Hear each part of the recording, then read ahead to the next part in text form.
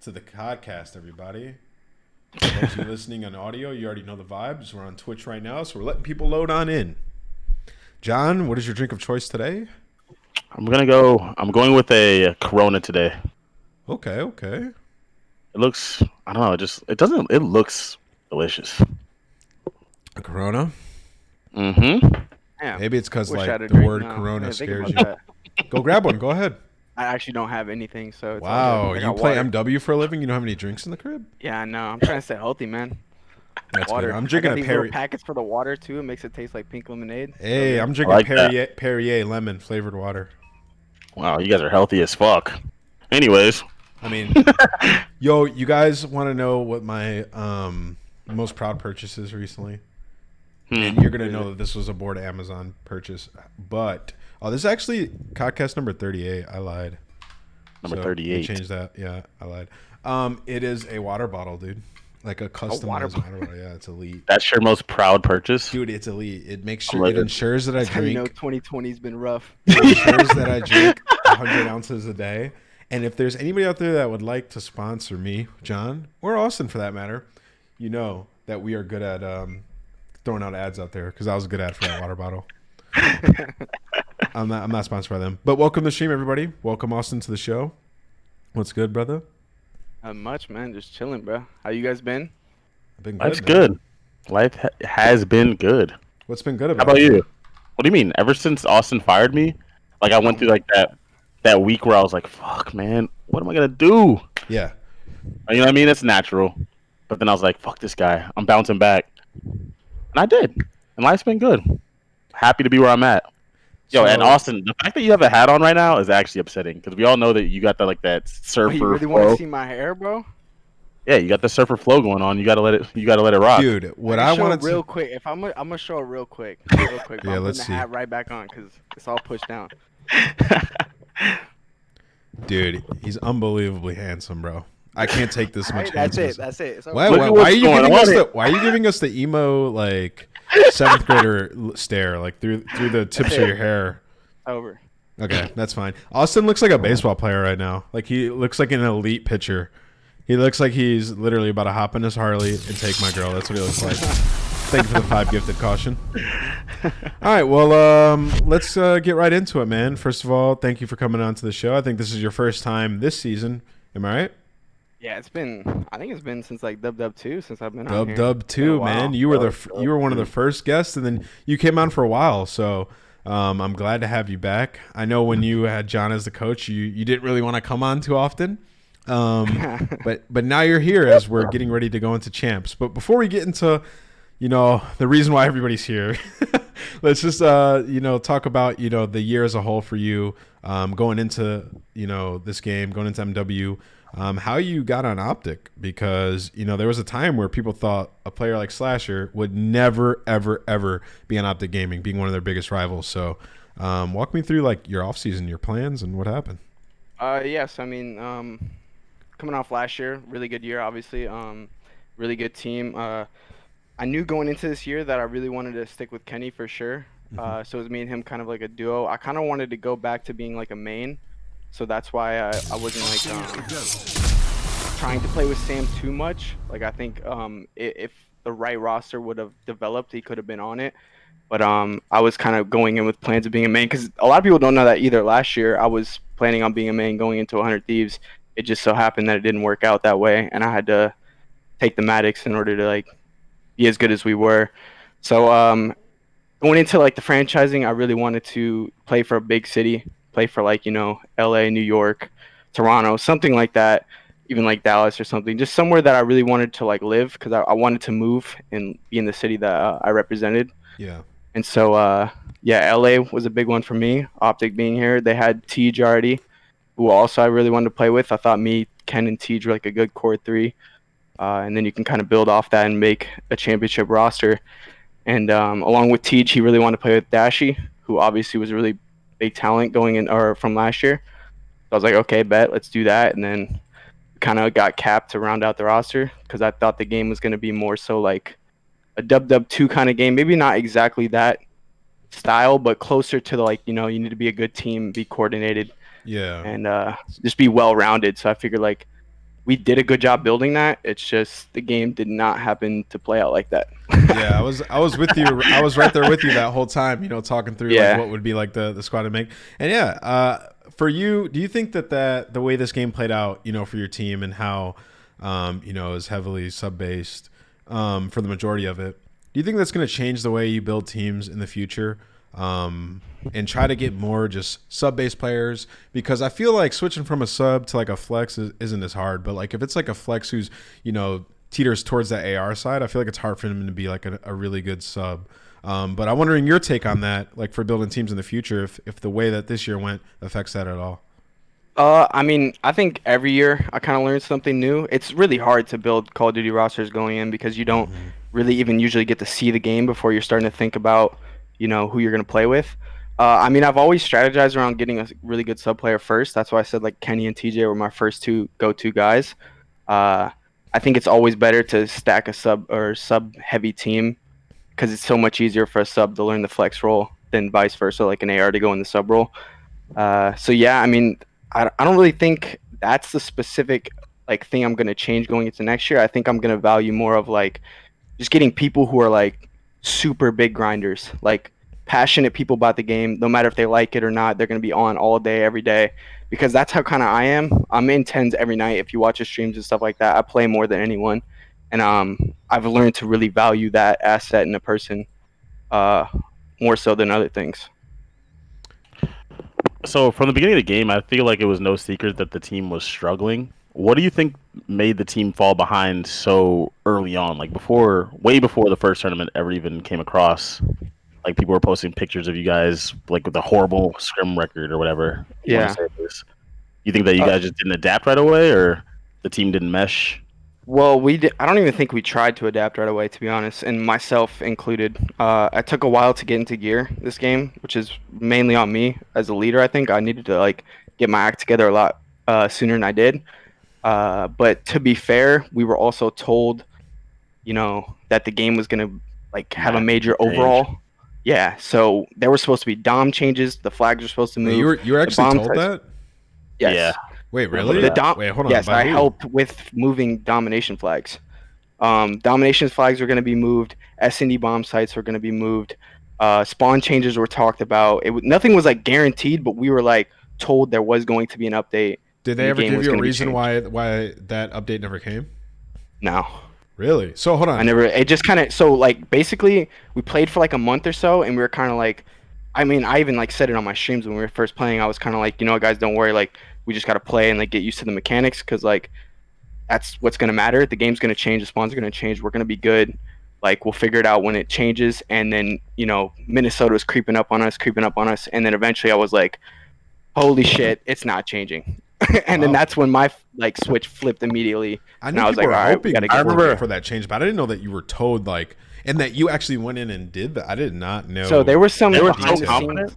Yeah. Do you remember how confident they were? Like, LA Guerrillas at the beginning of the game, they legitimately didn't even scrim. Yeah, Pat. Like while everyone else was scrimming, he's like, they're gonna change the game, so we're not even scrimming. Well, I remember John. I remember we were roasting them for doing that, but but I didn't know that they were told that, because now that I can't really even roast them as hard, because if they were told there was gonna be an update, it's like. I mean, everyone else realized that still wasn't the right way to go about it, but at the same time, it's like, okay, well, the game's gonna change. Everyone seemed very confident. Like I remember, like a couple days beforehand, if you remember that, Austin, people were like doing like one scrim a day as opposed to like 2 or 3. They're like, yeah, we'll just play to play, and then we weren't even scrimming domination. Yeah, at first, because we were like, the flags are moving. Like, there's no point. So, yes. How did that feel like when you were just waiting for that, and then when did you realize that wasn't coming? And do you think it was like too late to like regain your form by then? No, it definitely wasn't too. I mean, for the first event, it was too late to regain form. I don't think it was too late for the season. What I mean by like you were playing, do you feel like you were playing catch up the first couple of events? Oh, of course, yeah. Okay. I mean, like I said, like or like John just said, like we kind of realized that was not the way to go about things. From now on, you just got to play the game that's in front of you, I guess, unless there's literally in writing that it's going to change or something. I don't know. I legit don't know. So I think we should have just taken it more seriously and not. I mean, we were told, but at the end of the day, we should have just still played the game that was in front of us because it might not have happened before the first event anyways, even if it did ever happen, which obviously it never did.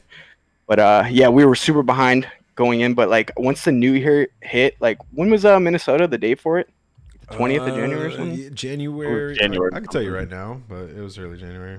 So I think like a few weeks before that is when it really set into me like, okay, we got to get our stuff together now because January 24th. like even if we don't do well at Minnesota, it's like 2 league matches. It's not the end of the world. But then we have like an event like, you know, a month after that or however long. So we need to get our act together quick because these points matter and you need to be in winner's bracket. Well, we didn't even know back then, but back then it was the top 8. The top 8 were going to go to champs. The bottom 4 weren't. Now it's just a little different. Yeah, so you kind of a little bit happy with how that stuff, you know, turned out for you a bit. I feel like, right? Like you got to be happy with that change at least. Not playing at champs. I mean, yes and no. I mean, obviously we're not playing online. I think if we were playing on LAN, I would not have been in the bottom 4. I mean, I've never have been in the bottom 4. It's just results speak for like the past speaks for itself. So I mean, I'm happy now that it's online that the bottom 4 still have a chance because we still have a chance to play. But I think if the season went normally, I wouldn't be in this. Well, yeah, I mean, if you really look at, like, you guys started off horrible the first 2 events, and then, like you said, you're playing catch-up. You made it to a semifinal, you know? Yeah, and we played Dallas really close. Yeah, you did, and you bounced back, like, a little bit, and then, obviously, you switched to online after that, so it's really hard to tell where that roster would have exactly went on LAN. What really went into the mention of JCap, just, like, realizing, like, was it individual, or was it, like, a teamwork thing? Because, you know, from talking to you before – I remember you were talking about there were people on your team who really didn't listen in practice, but he was a player who listened. So how did that go? Did you want to release JCap? Personally, I was kind of on the fence about it. I think we needed to do something at that point because it moved to online. Yeah. And at that point I think we were 3 in California and then 2 East Coast, like 1 in Canada, 1 Far East. So it was kind of a really tough split. And we went into the first event and didn't perform well with the cap at all. I think we lost matches or just went 0-2. And at that point, it was kind of starting to get a little scary. Like, okay, we're falling really far behind in the points. Do we need to do something? And you kind of just get the vibe from like the team. Like you can kind of tell when people like are starting to lose confidence in someone. When the switch is flipped and they're like giving up. Yeah. Yeah. So like I just kind of knew that it was time. I didn't know exactly what to do, but I don't think a roster change, like getting another player from another team, was an option at that point. So, I mean, it just seemed like let's try Cheen or something and see what happens. And at some point, you guys get John, so I want to talk about that a little bit as well. But John, do you have any follow up to that last? No, I mean, what he said is correct. I mean, I was still a part of the team at the time, and it was like, I wouldn't say that it was Austin, really. It was more like you said, like a team vibe type of thing. Like it's not necessarily that Cap was even like bad, like people were saying. It's that the team lost faith and something on the team had to change in general. And Cap was at the time, to most people on the team, the obvious person that needed to be changed out. And then there's definitely someone else that comes like that. Brandon Dashy's not on the team now, no secret.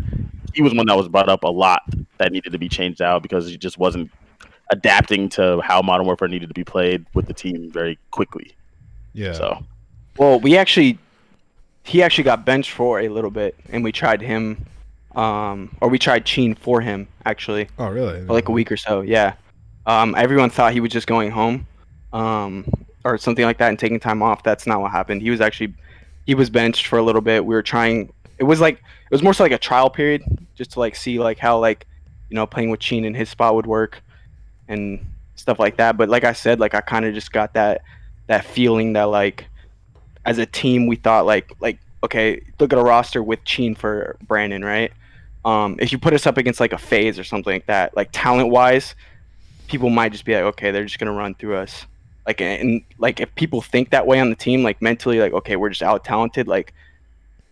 Something's got to go. You know what I mean? Something's got to give. I will say that at that time when Brandon was benched for Cheen, Cheen actually came in and like did his all like you expect Cheen to do. And I will say that TJ was legitimately giving maybe 50% in practice during that whole time. He just never felt confident that he was ever going to go to a tournament with that. Yeah, and she with talked that about mindset. that. Yeah, I mean, well, realistically, like Brandon was his guy, right? Like that was he didn't. I don't think he necessarily agreed with that decision. The entire time, I kind of like talk like was like the main person like push it probably. I mean, obviously, and I think actually when we first did it, we were good for like the first few days. Like we were seeing progress, like talking through our mistakes, like being a real team together, and then kind of just like I don't know. So like, what obstacles outside of like just the inner team stuff were you dealing with at this time? Because you guys have been really outspoken about your frustrations with this year. So I'm wondering like when did the, you know, other than what you were told in the beginning there, when did that start happening, you know, often, like the frustrations with the league or with the game? Because you pick up Chin, you guys get a little bit better. So what's going on around that time? I mean, the obstacles just came as soon as like online hit. I mean, I don't know how familiar you are with the like veto process of like hosts and stuff like that, and the way The coin the flip? servers are set up. Well, with the host, I mean, with the maps, it's a coin flip. But with the host, how does that work? Why are you So frustrated with that? basically, the league provides you with 3 servers. So in our case, a lot since we have West Coast people, it'll be a Cali server, a Texas server, and a Chicago server, right? So every team we play against, they're like, okay, Austin and Ken are in Cali, we're vetoing that. And then so we have the choice between playing Texas or Chicago. Now, Cali to Chicago, I'm on 100 something ping most of the time. I don't think we've won a match. Actually, we won one match finally on that host. We didn't win a match or like ever come close to winning on that. We could only really play in Texas. Now, when you play a team like Dallas that's all in Texas, how do you play them? Do you Yeah, I play mean, them on that's gotta be 100 something tough. ping, or do you play Shotzi on 5 ping while you're on 70? That's a Yeah, big that's deal. tough. Like what am I supposed to do? And I literally brought this up immediately when they like showed us all the servers and stuff like that. And I brought up the concern. I was like, this is like literally unfair. I was like, there's no way we can get around this. We cannot play from California, like, and have these server locations. Like, we need something like Midwest to like be in between California and Texas. Simple as that. So when did? Because I know they added more servers. How many events was that before they did that? Uh, I don't remember, like 2 or 3 maybe. But the servers they added were in the same location, so they added more Texas So that makes the servers. veto process like harder. Yeah. So no, wait. So No, it didn't actually even change anything. It was just if one of their Texas servers is acting up, they use Texas 2. You get what I'm saying? Yeah. So yeah. it's not like we have more servers to choose from. It's, Texas 1 is not operating like it should be. We're going to use Texas 2. So it's like, oh, I'm still on 75 ping, the same as I was on Texas 1. It's I no mean, different. I don't even have anything to say. I mean, that just sucks, right? Like, there's just nothing else to say to that. no, Like, yeah. that's just a tough situation. Like, as a team, and how do you deal with that though? Like when you guys went and talked about it, do you feel like you had one of the worst splits in the league? I think location-wise? anybody with multiple people in California is the worst split in the league. Did you No matter consider? where. Did you consider going somewhere else? Yes, I did. Why didn't Actually, you act on that? Like, did OpTic help you with anything like that? I mean, they've been well, I started pressing on it really heavily, for champs at least. At first, I was looking into going somewhere. It's really hard though, like to just get up and like go to Texas or something like that. Like, I'm looking for an apartment. It's got to have good internet, like all this stuff just set up. Like, and I'm playing a tournament in a weekend from now. Like, it's just hard to get up and go. You know what I'm saying? Like, it's easier said than done. So, I mean, I'm probably gonna be going somewhere for champs. That's good. Hopefully, fingers crossed. But at this point, I'm already in losers. You know what I mean? Like, I mean, You can't it's think great like that, now, though. but no, I mean, obviously, we can still win. I mean, I've done it from worse situations than this. I mean, I'm not like tripping on it, but it's just like the fact that I am in losers is a little, I don't know, it's just a little bullshit in my opinion. But Well, you would think like they would have like a mountains, like a Utah server, or like or like something around that area. You know what I mean? Like yeah, Wait, Colorado. do you think? Sorry. Go ahead. Do you think that nobody should be in losers? Like there should be some sort of pool system or something like that? Is that what you're saying? Because I mean, the so only alternative was you to not actually be in the tournament at all, right? well, Yeah, I right. mean, it's online. Everyone should be in the tournament. Realistically, it's an online Well, it's online, and the way the servers are spread out is literally like I said, just it's not well done. Like the servers need to be there needs to be something to where if I'm playing a team in Texas, I'm pinging like 50 and they're pinging like 50. If I'm on 60 and they're on 50, that's pretty close. I'll take that. But there's no server I should be playing a team where I'm on 80 and they're on 10. Like, that is just ridiculous. I should not be playing a match on that. Yeah, I mean, I think that is. And another fair. thing, so this happened to us. We all agree. To us a couple times. The Texas server, I tweeted about it. The Texas server was down sometimes. Like, literally, like, I don't know what was going on. I'm not an expert in this field at all. I just know that we were literally lagging, getting red clocks, whatever. It was unplayable. We're playing against Minnesota. I think, John, you might have been on the team still. We're playing against Minnesota.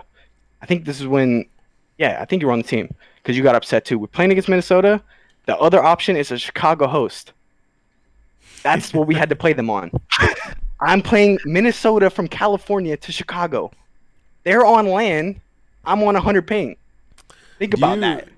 Do you almost think that there should be like no server vetoing, and they should just have a server that was, in Chicago, in Cali, or in Texas, and that was just central, and that everybody just played on that? I mean, that's the same issue. Yeah, I mean, like for the series, like whatever the fair, like did a test, whatever the most fair one that they had was, and then you just use that. Maybe. I mean, I still think the issue of is what if I'm playing against Dallas? You know, the problem is that there's not enough server locations. Like, yeah. Another problem is like some teams are all in one spot and some teams aren't. So yeah, I mean, there's perfect fix for it. I mean, you guys. No, there isn't. But I mean, I don't know. Like I said, I'm not an expert. I don't know what's going on behind the scenes with like the league and stuff like that. But I knew this was an issue from day one while just looking. I literally got a map and plotted the servers, and I was like, how am I supposed to play against this team? Like, I literally was like trying to figure it out. I was like, what am I gonna do? And I still don't know what to do because it's just a tough situation for people in California. Like, I'm pretty sure they have more Eastern servers, like New York and stuff like that. They're fine. Like, they have multiple different servers to choose from. You just need a Montana server, North Dakota. But like, I think it was easier to play. Denver, I think what the most people do is Denver host. I had a better time playing in the online league 4 years ago when players hosted. Like, at least I get my 2 hosts. You know what I'm saying? Like, at least I get my 2 maps where I have an advantage, and then I just got to steal a search or something like that. That's what I think it should be, because it's not only that. It did come out, which is something that we said a long time ago.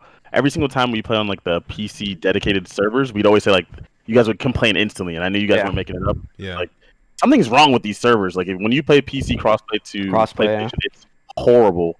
And then it came out later on that indeed was the case. That's why your ping would be 70, but you get red clocks on your screen and you teleport and like you're like, this is unplayable. It's because there's always been an issue with that, but they just don't want players to host. I'm sure there's reason like standby reasons and whatever other reasons people can affect their own host. So Austin, it's like, what do you do? Yeah, I mean, the internet talk is just tough because there's just like, what do you do, right? Like they just need more servers, and it's still never going to be perfect. But I wanted to ask you, like, a lot of different teams have won this year. A lot of different teams have made it to a final. Do you think the internet is the main reason, or what is it? I asked Lamar this, and he said that he thinks it's the game. I think it's a combination of both. I think online, I think like matchups are important no matter what. Like when I'm playing against a team like New York, like I play different maps than if I'm playing a team like Chicago, right? So like I might get my better maps against New York and it might be a better matchup. But like now matchups are even more so important because like I said, like when I play against New York online, I play against them on Texas where we're both on like, 80 ping or something like that. But when I play against Dallas, I'm playing them on a Dallas host. So it's like certain matchups and like locations and stuff like that, teams will have advantages in those matchups without even like getting their best maps. So I think it's a combination of that and just this game. Like I talked to people about it recently. I just think that this game, there's no mastering it. Like no matter how good you are, the best player in the game, like I don't know, Shotzi, you think is the best, right? Yeah. He still will get spawns incorrect sometimes. He still will like. It just happens. No matter if you're the best team, FaZe will still guess spawns incorrect sometimes. Like, I'm playing 10s with 5 different people for 5 different teams, and we'll be playing on a hill and be like, yo, did they spawn in the back? No, I think they spawned over here. Oh, shit, actually, they spawned over here. Like, you know what I mean? We're just 5 different teams, and we're all guessing the wrong spawns. Like, yeah. It just there's no mastering it. In Black Ops 4, if you ask my team where people spawned, we're getting it 99 times out of 100. Maybe the 1 out of 100 is human error, but... Yeah. we're coming really fucking close to So perfect. for you, somebody who's like an intellectual player, you had to like retrain your brain to like not think like that, right? Like you had to change the way you played completely. Do you think you've regressed as a player because of that? Be honest. Yeah, I think this game. Think about it before you answer that. I think this game does kind of hurt me a little bit because I'm someone who thinks about the game really like seriously and always tries to like put my team in an advantageous spot and like manipulate things in the game like spawns and stuff like that. Whereas like sometimes in this game it's all about you literally always have to be ready for a gunfight. Like at the end of the day, it's not like okay, I know he's spawning here, I can get to this point before I need to be ready for a gunfight. Now it's okay, he can spawn here, here, here, here. Like, you know what I mean? Like you just always have to be ready at all times. That's where that like cracked mentality of like playing super fast, slide canceling around comes from. And I don't know, like not being able to master the game definitely hurts me because that's why everyone always says I'm really good at the indie games, and that's when people have mastered it. Like when I know what's going on, that's when I'm at my best. Obviously, like I'm just super confident all the time. I know, okay, these 5 players are here, here, here, and here. What am I gonna do? And then play off it. Yeah. Okay. You have any follow up to that, John? No, not really. I mean, we know how Austin is. Except for, did you want to talk about your time at the studio or whatever, making the before what you brought up before about Hardpoint and what you think what should have happened and whatever? Yeah, I mean we can go into it a little bit. I mean I said this on stream before. When we went there to play the game early, like me and a select few other players, and we were playing the game and it didn't have hardpoint in it, so we were scrimming on domination, headquarters, and like I don't know what else we were playing. I heard about this. Yeah. So we were playing for like a day or something, and then eventually like I think we were there for 2 days, 3 days. I don't remember exactly, but that's beside the point. Coming like the last day, and we're like all like guys like we're talking to some people there like people from Activision. I don't even think there was any developers there, and we're like guys, we need hardpoint. Like headquarters is not like working as well. I don't think it's gonna be as good to watch. We need hardpoint bad.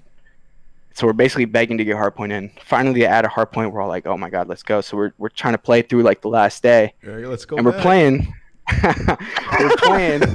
and so like Hackney, right? Like I don't remember if this is the exact like situation, but Hackney, like let's say the 5th hill in that area. So we're rotating, and we go there, and we're like, oh, "Okay, this is the hill that was set up." I'm like, "All right, yo, it's got to be rotating back to new now, right?" Nope, it went upstairs. So the hill went from floor 1 to floor 2. So whoever rotated got 120 seconds. And then I was like, okay. I was like, that's the 6th hill now. I was like, all right, it's got to go new, right? Nope, it went to a new spot. We're on hill 14, 15 on some maps. And we're like, dude, we literally we were all so enraged we stopped playing at the playtest. It was so the game was so vertical at that time, right? It wasn't like it would go up in buildings, like same hill but in the second story of a building. Yep. I didn't know there was no devs there. To me, that's absurd. Why even invite pro players if there's not going to be devs? Yeah, I mean, I don't know. That was kind of a slap in the face too. Wasn't there a story of like Ian roasting the maps and then like the guy who made the maps walks in? He was like... nah, I don't think it was Ian. I think that did happen with the player. It was Lamar or Ian, one or the other. I don't remember which player it was. It did happen, but that was at that was not in IW. That was like Treyarch or something like that. And I think it was Tony Flame. It wasn't the maps. It was something else. Someone said something and Tony Flame was in there and they didn't know who Tony Flame was at the time, but he didn't actually take it bad. Like the guys at Treyarch are all really good guys, and they actually like when I've gone to the play test at Treyarch, they are there in the room with you. Like Vaughn has given us the presentation over the game. Like they're all like super hands on and they really care about like trying to make it as competitive as possible while also appeasing like the average Call of Duty player. So Austin, quick side note because TJ tweeted. The Codcast should be renamed the Capcast. So I DM'd him. I said, question mark. He goes, when Brandon originally got benched for Cheen, I was literally frying for a week going hella hard. And then I was like, holy shit, we have no chance of winning long term with this team. Capped out the same thing. So he said, basically, to reply to your statement, that he wasn't actually getting shit on that week. And he was nobody said he was getting shit on. No, that he was getting his own. Started out doing well. The team started doing well. And he just stopped trying. Yeah, okay. TJ, what are you? So then, what is he saying? So then, if that's what you said, he just misheard us. Like I said, he was going hard at first. He was, and we were doing really well. And I'm not even just saying he was the one who just stopped trying. It was like a team culture, like that. Like you said, Cap didn't think we could win long term either. And I talked to Cap about that. He just thought we didn't have we needed more talent to win on this type of game, which is probably true. Probably with Chin and Cap on the same team, we probably couldn't have beat a team like FaZe or something like that. Maybe we could have, maybe we couldn't have. But at the moment we did it, we were getting way better. We were learning stuff. Like, we learned more in that week probably than in the first 3 months. But then, like I said, that team culture came to a realization that, you know, we can't win with this team, or they don't think we can win with this team. So something's got to change. So you guys need way more talent to win in this game. Okay, but that's a fact. So then you guys end up dropping Sheen, who you guys had found some success with, and Dash, who was one of the more like mechanically talented players to ever exist in Call of Duty, for 2 amateur players. I'm not saying those kids aren't talented, but it's a weird leap. Like, Hollow, who's going by Nox, has been playing forever. And then Draza, I have to say, he has been really impressive. Yeah, like, how did you guys decide on those 2 guys, and at the same time benching Sheen in the process? And Austin, for you to do it too is wild. I wanted to point that out. Yeah, I mean, that was a really tough situation for me to be in. So going into it, we kind of knew that we were gonna bench. The plan originally, we scrimmed with Draza in place of Brandon and Hollow in place of Brandon. The plan originally was to pick up one of them for Brandon and play with Sheen still. And we were told pretty late into like the roster lock time period that we could actually go ahead and get both if we wanted to. And it was like kind of one of those things where I talked to everyone individually on the side, and I kind of got like that feeling that like we just didn't as a team believe that like we could win with Chino. I personally have a lot of faith in Sheen. He's one of my good friends. I've played with him in the past. I came up with Sheen. Like, that's where I was getting my start pretty much. Like, he picked me up on his Noble team like long time ago in Ghost. One of the reasons I'm here where I'm at now. And I learned a lot with him. And I think about the game. We think about the game alike. So that was a tough spot for me to be in. I didn't want to do it necessarily, but at the end of the day, it's a team decision. And if, you know, the team wants it to happen, I'm going to jump on board and be a part of it. So I thought that was our best thing moving forward. And the Brandon situation, I mean, I think it was clear that just throughout the whole year, he was not giving effort, like, at all. Like, I mean, we were, like, switching roles and all this stuff, like, randomly throughout the season. Like, it started off, I was going to run main. Like I said, I didn't want to play with Sam going into the year because I wanted to run main. I didn't know Brandon also wanted to run main. I was under the impression that he's not a main AR. He's more of like a flex, Maddox, like get cracked and stuff like that. And then eventually, as time went on, he didn't enjoy running the sub. I could literally tell he stopped giving effort and stuff like that in practice. Yeah. And I mean, John was still part of the team at the time. I literally remember we were at Sushi. I was like sitting there. I was like, dude, what the fuck is going on? And I was like, you know what? Fuck it, bro. I'm in the same situation I was last year. We're not good. I need to run a sub. Like, dead ass. Like, that's exactly what happened. And then I started running a sub. We weren't doing that good, but everyone like we played like FaZe in Florida or something like that, who were the number 1 and number 2 teams at Atlanta, and we didn't do well. And everyone's like, "Oh, we can't run a sub, bro." We played Cave Hardpoint. I was running an AR. You know what I mean? Like, when we were not doing good, I was running an AR. Like, I didn't even actually get to use a sub much of the tournament. So, like, I don't know. It was just a tough situation where I feel like he was not giving effort throughout the entire year, and I don't know. It was just really disappointing. So I feel like we had to move forward with the AMs, and like I said, I value that like grind and passion aspect of players a lot more highly now, because I think that's what it takes. Like, look at all these new guys coming in and doing well.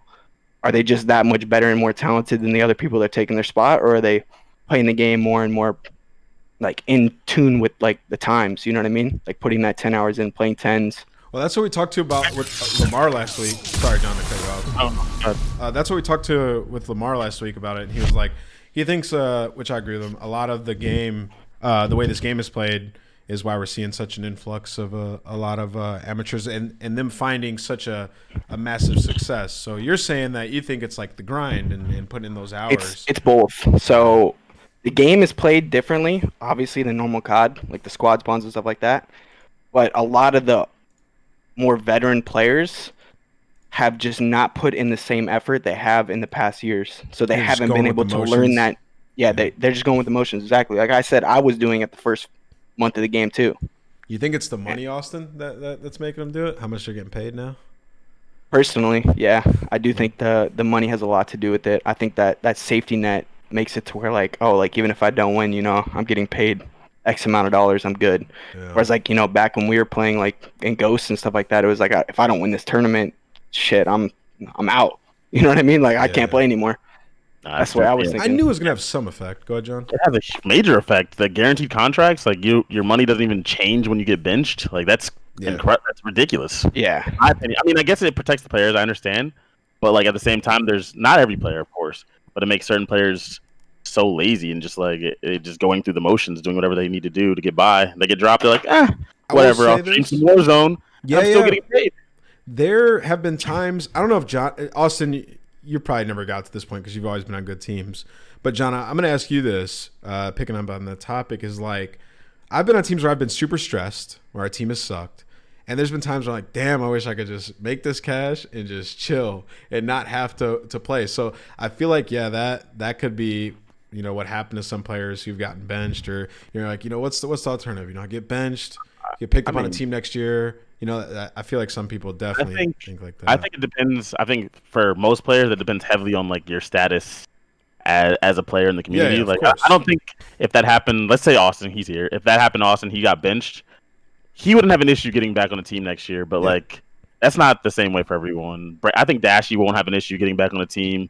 But certain players, if they got benched, it could easily just fall out of the limelight like very quickly. I don't think Pierce will have an issue. Yeah, I mean, there's certain players, but if you're not in that upper echelon of players, then it's really scary. I don't think you can even look at it like that as a player. You need to be putting in the effort to make sure you stay at the top. Because there's all types of little kids. Like I don't know why I say little kids. All types of up and coming gamers trying to take your spot. Like I'd be shocked if Jaza doesn't at least get an opportunity to start next year, and that's only based on a really small sample size of Modern Warfare. But he clearly looks extremely impressive. Like that's what Lamar was saying about Mac Melts and people like that. Like these guys have put in the work to get to where they need to be. I think they'll get a shot. Well, once they get there and they learn, they like a lot of times stay there. You know what I mean? Like they'll stay in the group of. You also start on a pro team, so you get to start playing pro players. You learn at the rate the pro players do, and like you just are a pro. You leave behind all those other guys. The amateurs team in general practices against other amateurs, so they learn slower. That's pretty much the difference, and that won't be the case at the start of the year.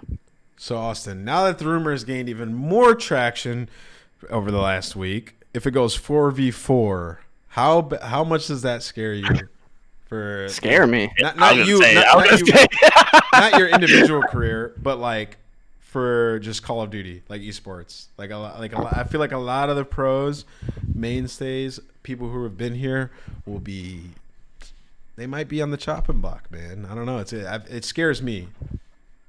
I don't know, dude. Like, I mean, I think that does suck for a lot of the people that are on the chopping block. I think if it does go 4v4, we probably see. I would assume we'd see some expansion teams to like kind of fill those spots, because like, what would we lose? 12 players, right? So I could see like maybe 2 to 4 teams or something like that coming in. Hopefully, if not, I mean, that just kind of sucks. Realistically, I think at the end of the day, though, going 4v4 is for the better of the esport. So like, I'm personally like hyped. Like if it goes 4v4, I'd be ecstatic. Okay, now let's go a little bit further. Now, we didn't talk about this last week. We did talk about 4v4, but this is one thing we should bring up. If it eventually switches to PC, right? Because I feel like to be like a massive successful esport, like we'll have to one day be on PC. Do you guys agree? With mouse and keyboard, or just? Are you saying PC mandated controllers? I'm just saying. Well, no, no. I'm just saying they feel best. Well, we'll get to that in a second. But PC in general, do you guys agree that we have to be on there for us to? Well, yeah, we're playing. We're literally in the past playing on consoles. Even when you get a brand new console, you're still in the past. So I feel like as we can all unanimously agree that at one point COD will have to go to PC. Now, if people can use. You can't really stop people from using mouse and keyboard or controller, right? Like you can't. You can't. Wait, why couldn't you? All they do is program something in that tells you if they're using it, and you can tell when you watch someone. Well, why would you you'd limit your player base by a ton? Okay, but if you don't do that, you lose your pros. If you don't play, if you have a mouse and keyboard, and you don't stop people from using it, you lose your pros. There's almost no way around that. Do you think that it's worth it though to just do it, and then whoever can survive survives, and then they won't survive? Nah. Yeah, I don't think it is. That's. I mean, I'm just posing the question. I want it to be if that ever happened, I'd want it to be controller only. That is the thing that kind of worries me, more so than the 44 thing. But I don't think that's a good road to take because I think that like I think COD esports is just like us players have such good personalities, and I feel like we're good on camera, and we're we stream all the time, and like I don't know, we're just more relatable. I feel like than other esports, at least from my I experience. agree. So I feel like losing all of us. I'm not even just talking like personally, like it's like losing Scump, Crim, like Pat, like all these players. I mean, Pat might be on that thing anyways, but you know what I'm saying. We know what You you're get the saying. point. Yeah. No. Like, just losing all these players could really hurt the I agree. esport. I mean, it could end up helping. Like maybe like I just feel like if they went mouse and keyboard though, we just end up getting like a lot of the top AMCS players, right? Yeah. Yeah, That's what I could see. So like, does that help the esport? I don't think so. You think? Wait, hold on. But if there was controller and PC, like mouse and keyboard, you don't think that a lot of the pros would still be able to play? Because I mean, like, you can be pretty nasty on COD, especially like all the like the ins and outs of the game, the movement and stuff. Like it's hard to just pick that up. Like you don't think that it'd be more like 50-50 at least? No. Maybe. Well, I think It it doesn't would take be, long. dude.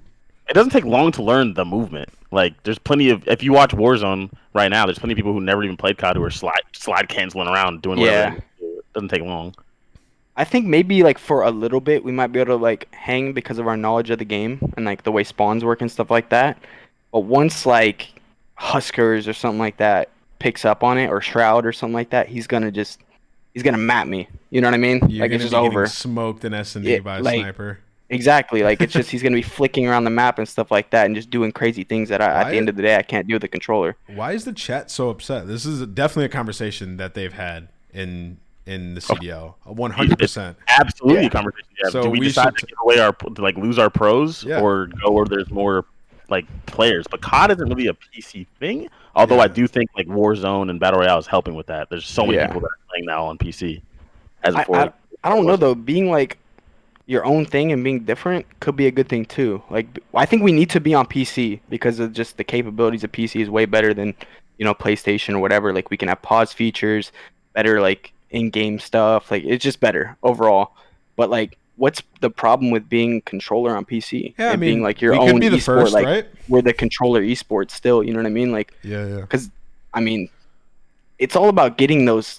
I mean, some like esports is all about not just getting your diehard esport fans to watch, right? Like we need to somehow transition just maybe not so much your average person who plays an hour a day, but like the people who grind COD with their friends. Yeah. Like we need to get them to watch. And most of those people I feel like are on controller. Right? That's fair. No, I think I truly believe that it should be the same way you said, like PC with mandated controllers. And I think that there's a way to still get like those PC guys that are mouse and keyboards to try and come over and get with it. I just don't know if that's something that they're even allowed to like mandate. Like I'm not sure how that works. Yeah. Well, Dan said in the chat that other esports do that already. 2K and Rocket League. Do they play MP? I don't know. I have no idea. What and mandate controllers?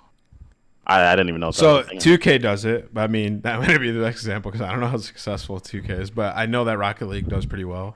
So yeah. Okay, so we wouldn't be our own thing, but like you know what I mean? We'd stay in like that controller like zone. Yeah. Like CS is the mouse and keyboard. We'd stay like controller, which I don't think is a bad thing, and we keep all of our player base like. So we spent a lot of time on this topic. I would think we all agree. But do you think that there's a world where they move us to PC and they go controller only? Like realistically, do you think they would do that? I think if they move to PC, it would be controller only at first. I think they would just. I think they would immediately. I think whatever they decided they would stick with. I think they have a pretty good history of that. Only thing is actually, now that I think about it, I have a hard time seeing them move away from getting an exclusive deal with one of the consoles. Like, you know what I mean? Like with either Microsoft or Sony, I have a hard time seeing them throw away. Like, I'm sure that contract's massive. Throwing away, like they're gonna renew it. I already know. I hope. I just like I want to play on 144. Like every player to just be on higher hertz so bad, but it's gonna continue. But anyways, it's crazy too because whatever they decide is like whatever Activision decides is the console that we're all gonna buy. Like I realize that even just being on PlayStation 4, I talked to someone about that today. I'm like, why do I even own a PlayStation? And it's simply because of Call of Duty. Like I was purely Xbox basically my whole entire life. Same. Why the hell did we switch? So like whatever they decide is what we're all gonna buy. Like you know what I mean? I'm not getting two consoles. There's no way. I play most of the games on PC nowadays. Why like just whatever they decide is what we go with. Okay, what is the chat spamming right now? A lot of the appeal of COD is the great personalities you have in the league. Literally, look at the love for Doug Spencer Martin after he's not even played this year. Why do we have to ask which players with controller would be good on MKB and not the other way around? What about Scuff sponsoring the league? All right, so we know there's a lot of Doug fans in the chat, guys. Appreciate that. But yeah, let's move on to the next topic. I just wanted to talk about some next year stuff because I think it's always fun to hear about your thoughts. So what else has been frustrating this year? Because I know it hasn't just been the servers, right? Like it hasn't just been, the game. Like what other things? Because you tweeted me, I think it was right after the last tournament, like immediately after you lost, and you went, "Get me on the show. I'm ready." And we took a week break so you can digest everything, right? Because I wanted you to be in the right mind state so you wouldn't say anything you regretted. So what was it that made you tweet that?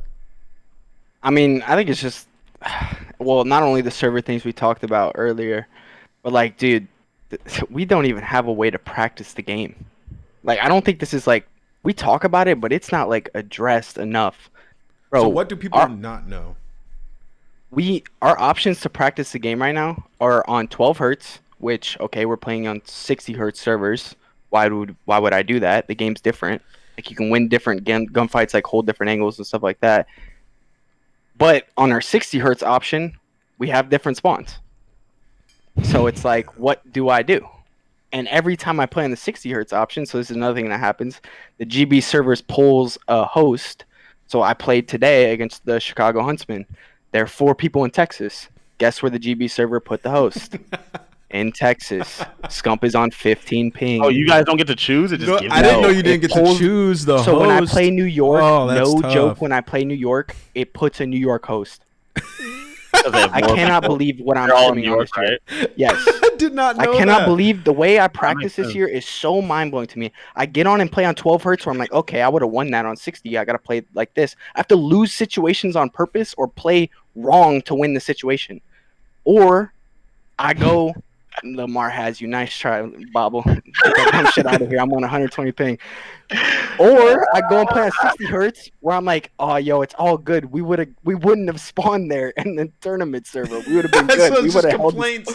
You could just back up anything. Like, listen, guys, no bullshit. I lost 4 with that spawn that map. Nothing I can we would have had that in the tournament server. We're all good. Like, what? Man, that would do so much to my mental, John. Yeah, no, I wouldn't even want to play. That would drive me nuts. I would chalk it so quick. That would actually drive me nuts. Oh my god! Like everyone keeps saying like, oh, you're making excuses, but let's just get better. I want to get better. I'm complaining because I have no option to get better. I love grinding and trying to get better. I love getting on with like, okay, I need to get better at this. I need to get better at that. Like I live for shit like that. Like I want to become the best in the world. But right now, I don't even know how to do that. Last in the chat says, Azir Cave on 60 hertz of GB servers is something special. So, are the spawns better or just different? Like on the 60 hertz, or like how would you explain it? Would they say the game is just like more hectic, like from the 12 hertz you've been practicing, or so like Cave? It's like map dependent. Like Cave P2, for instance, it like flips like all the time, like over and over and over again. Like the spawns are not as sticky.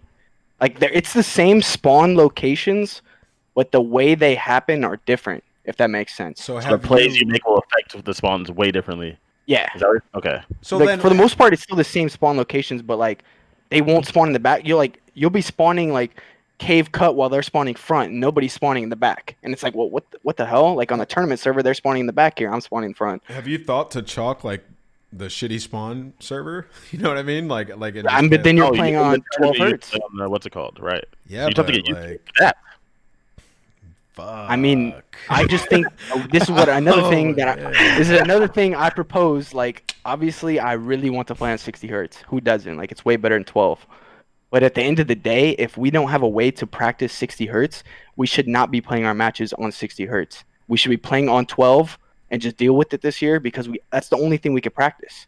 Yeah. You know what I mean? Or at least put us on the shitty GB spawns in our matches so I could practice the spawns like that and like get better at that. Right now I'm practicing, like I still get on every day and I ask myself this question. Like we're like, do we want to play on 12 or 60? And I'm like, all right, which one's better to play on? I'm like, fuck, I don't know. Like, what do you guys feel like playing today? like this. Like, I'm like, all right, fuck it, let's play 60 and just try to win our gunfights and not worry about the spawns. And then we play 12. I'm like, all right, let's actually focus on the spawns today. So, Austin, what would you say the biggest stressor in your life right now is? Is it the MW, like this year, how it's been for you?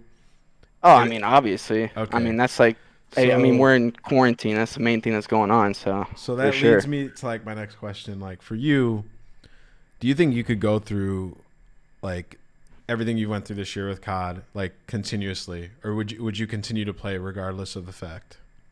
If it was like this year, I'm either A, not playing again, or B, moving to Texas. Okay, so B then. I just wanted to know. Definitely B. I just want to know to the extent. I know Austin's details.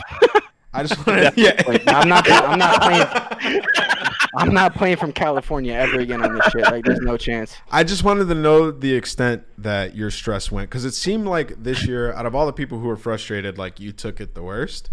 You and like Mox. Like I felt like from the jump, you and Mox publicly were just the most stressed throughout the whole year. So I just wanted to know the extent, like if it's pushed you over the edge, like I just don't know if I can keep competing. So I know that happens to people sometimes. There's like actually, I mean, we'll talk on this a little bit more. It definitely did get to me. I think just like the quarantine and everything going on, like being locked in my room, dealing with this every day, definitely got to me. Just raging. Recently, I don't want to go too. I don't want to go too in depth with this, but I will say that I was never a believer in like panic attacks or anything like that. But I actually had one, no bullshit, after the last tournament, and it was one of the craziest like experiences of my life. I was legit in like 1 a.m. like freaking out. We used to talk about this in the team speak. Remember? And I don't believe you. Yeah, I don't. I never did, but now I do. Yeah. Because it happened to me, and it was just I think it was a culmination of just all the stress, like, and just being locked in my room and just the world being like in the situation we are just hit me. They're the absolute worst thing in the world. You feel like you're gonna die, and you don't know why. Dude, I was mind blown. I was in my head. I was like, yo, I'm good. Like, what? Nothing's wrong. But also in my head, I was like, yo, something's wrong with me. Like, my heart's beating like super fast. Like, what's going on? That's a problem that happens to like a lot of people in gaming, like streamers, stuff like that. And it's just from like not getting any like outside time. Like you gotta like take a break and but like a break where you're actually not thinking about anything game related. I started going on walks again. Like I walk to Starbucks every morning. It's like a mile from my house. I get like a coffee in the morning. I started working out again because I took breaks from that. Yeah. Like I just got caught up just being lazy at the crib. Well, I'm glad you got through that. That's good, It was super weird, dude. Like I still don't know like what exactly happened. It's cortisol in your body. That's literally what it is, and then that triggers anxiety, and then you can have a panic attack. That's literally what it is. And like I remember that happened. That used to happen to me all the time. But in IW, it got really bad. I remember because we were trying to qualify for the league. Whenever a super stressful situation popped up, like. We were trying to when I was with Havoc and Naga and Study, and we were trying to qualify, and I had the worst panic attack ever. And I went to the ER, and I was like, "Dude, something's wrong." And they're like, "Bro, you're good." I was like, "What?" Yeah. I was like, "I thought I was." But you like legit can't calm yourself. Like you just don't know why. So then I went back and I was like, "I gotta just take a break, dude, and like take a week off." So, hopefully more players learn to. Yeah, I mean, just make sure like you're getting out, dude, and staying active, like hitting up your friends, talking to them, like just. I don't know. It's really easy right now in the world to just get trapped in your room and get lazy, and I think it just caught up to me. Well, I'm glad you got through that. Go ahead, nice one. No, nothing. I didn't even know that happened to Austin before. It doesn't seem like the type of person that would happen to. You know who that else? Dude, I was mind blown, bro. I was mind blown. That just happened to Jay, dude. Jay was telling me about he just had one because he was sitting inside too much and working real hard because he just started doing the shows. He's been streaming. Me and him been casting this 2v2 thing, and. When you add like another element of work to it, that stuff can happen. And Jay's was hilarious. I want him to come in here and tell his story, but he said that he had a dream that he was in Warzone in real life. And he was fighting this other married couple, like him and his girlfriend, and he like downed her, and then he died, and he woke up, and he thought that he was in a real Warzone battle in real life. So he had a panic attack, and then the next day he went, I got to take some days off Warzone. that was one of the most bizarre but funny self-induced panic attacks well, I guess all panic attacks are self-induced, but panic attacks I've ever heard. So I want Jay to come tell that story at some point. But let's move on past this. I'm glad you got through that. But let's talk about champs a little bit.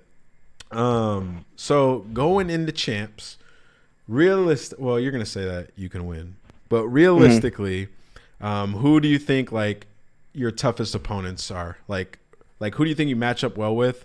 Who are you like going up against? You're like, that's gonna be a really tough win for us.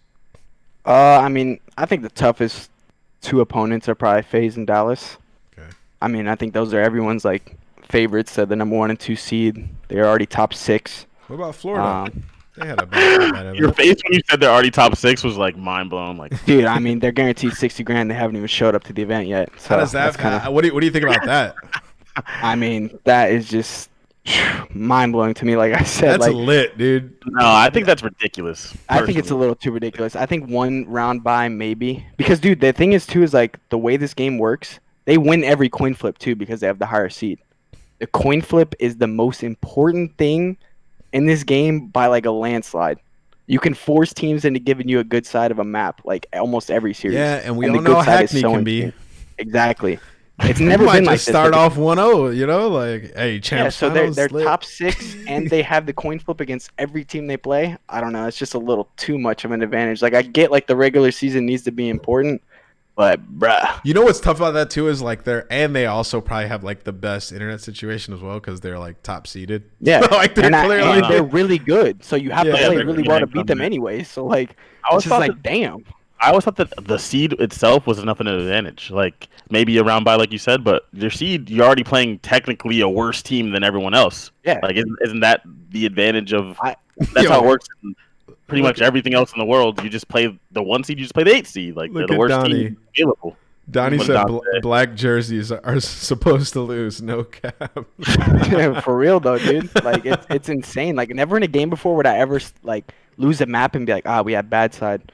But this game will lose by like 20. I'm like, yo, we have bad side. Like that's not bad. Like that's pretty good. Like, so you guys play. So you guys play Gorillas round 1. So you probably feel good about that. Do you know which drop down drops to you guys? Is it so if we win, we play. So we play Gorillas. If we win, we play Minnesota or New York. Then like Florida, London, or Toronto, and then like Chicago or something. Wait, that's just to get to top 6. You have to beat Gorillas, New York / Minnesota, who just made a change, so nobody knows. I don't know. Have you scrimmed the Minnesota team? But that's a good matchup for them, John. I mean, that was before. We scrimmed them I think we scrimmed them once, but it was like a while ago when they just made the change. I mean, they seemed a lot better to me, but it's not enough to like really say much. Okay, that's fair. That's with the seed running a sub now, correct? Yeah. Okay, for the people that might not know at home. Oh, we're all at home. Anyways. So then you play, so, I mean, realistically, I would predict Minnesota lose that series. Yeah, I would think Minnesota. New York's a better team, but you never know, man. Like, it's champs. Literally anything can happen.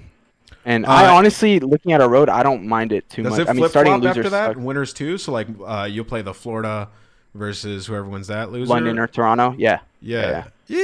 I mean, if things go according to, like, plan and winners, you guys should have some solid matchups. At least, you've played these teams before and you've had success against them.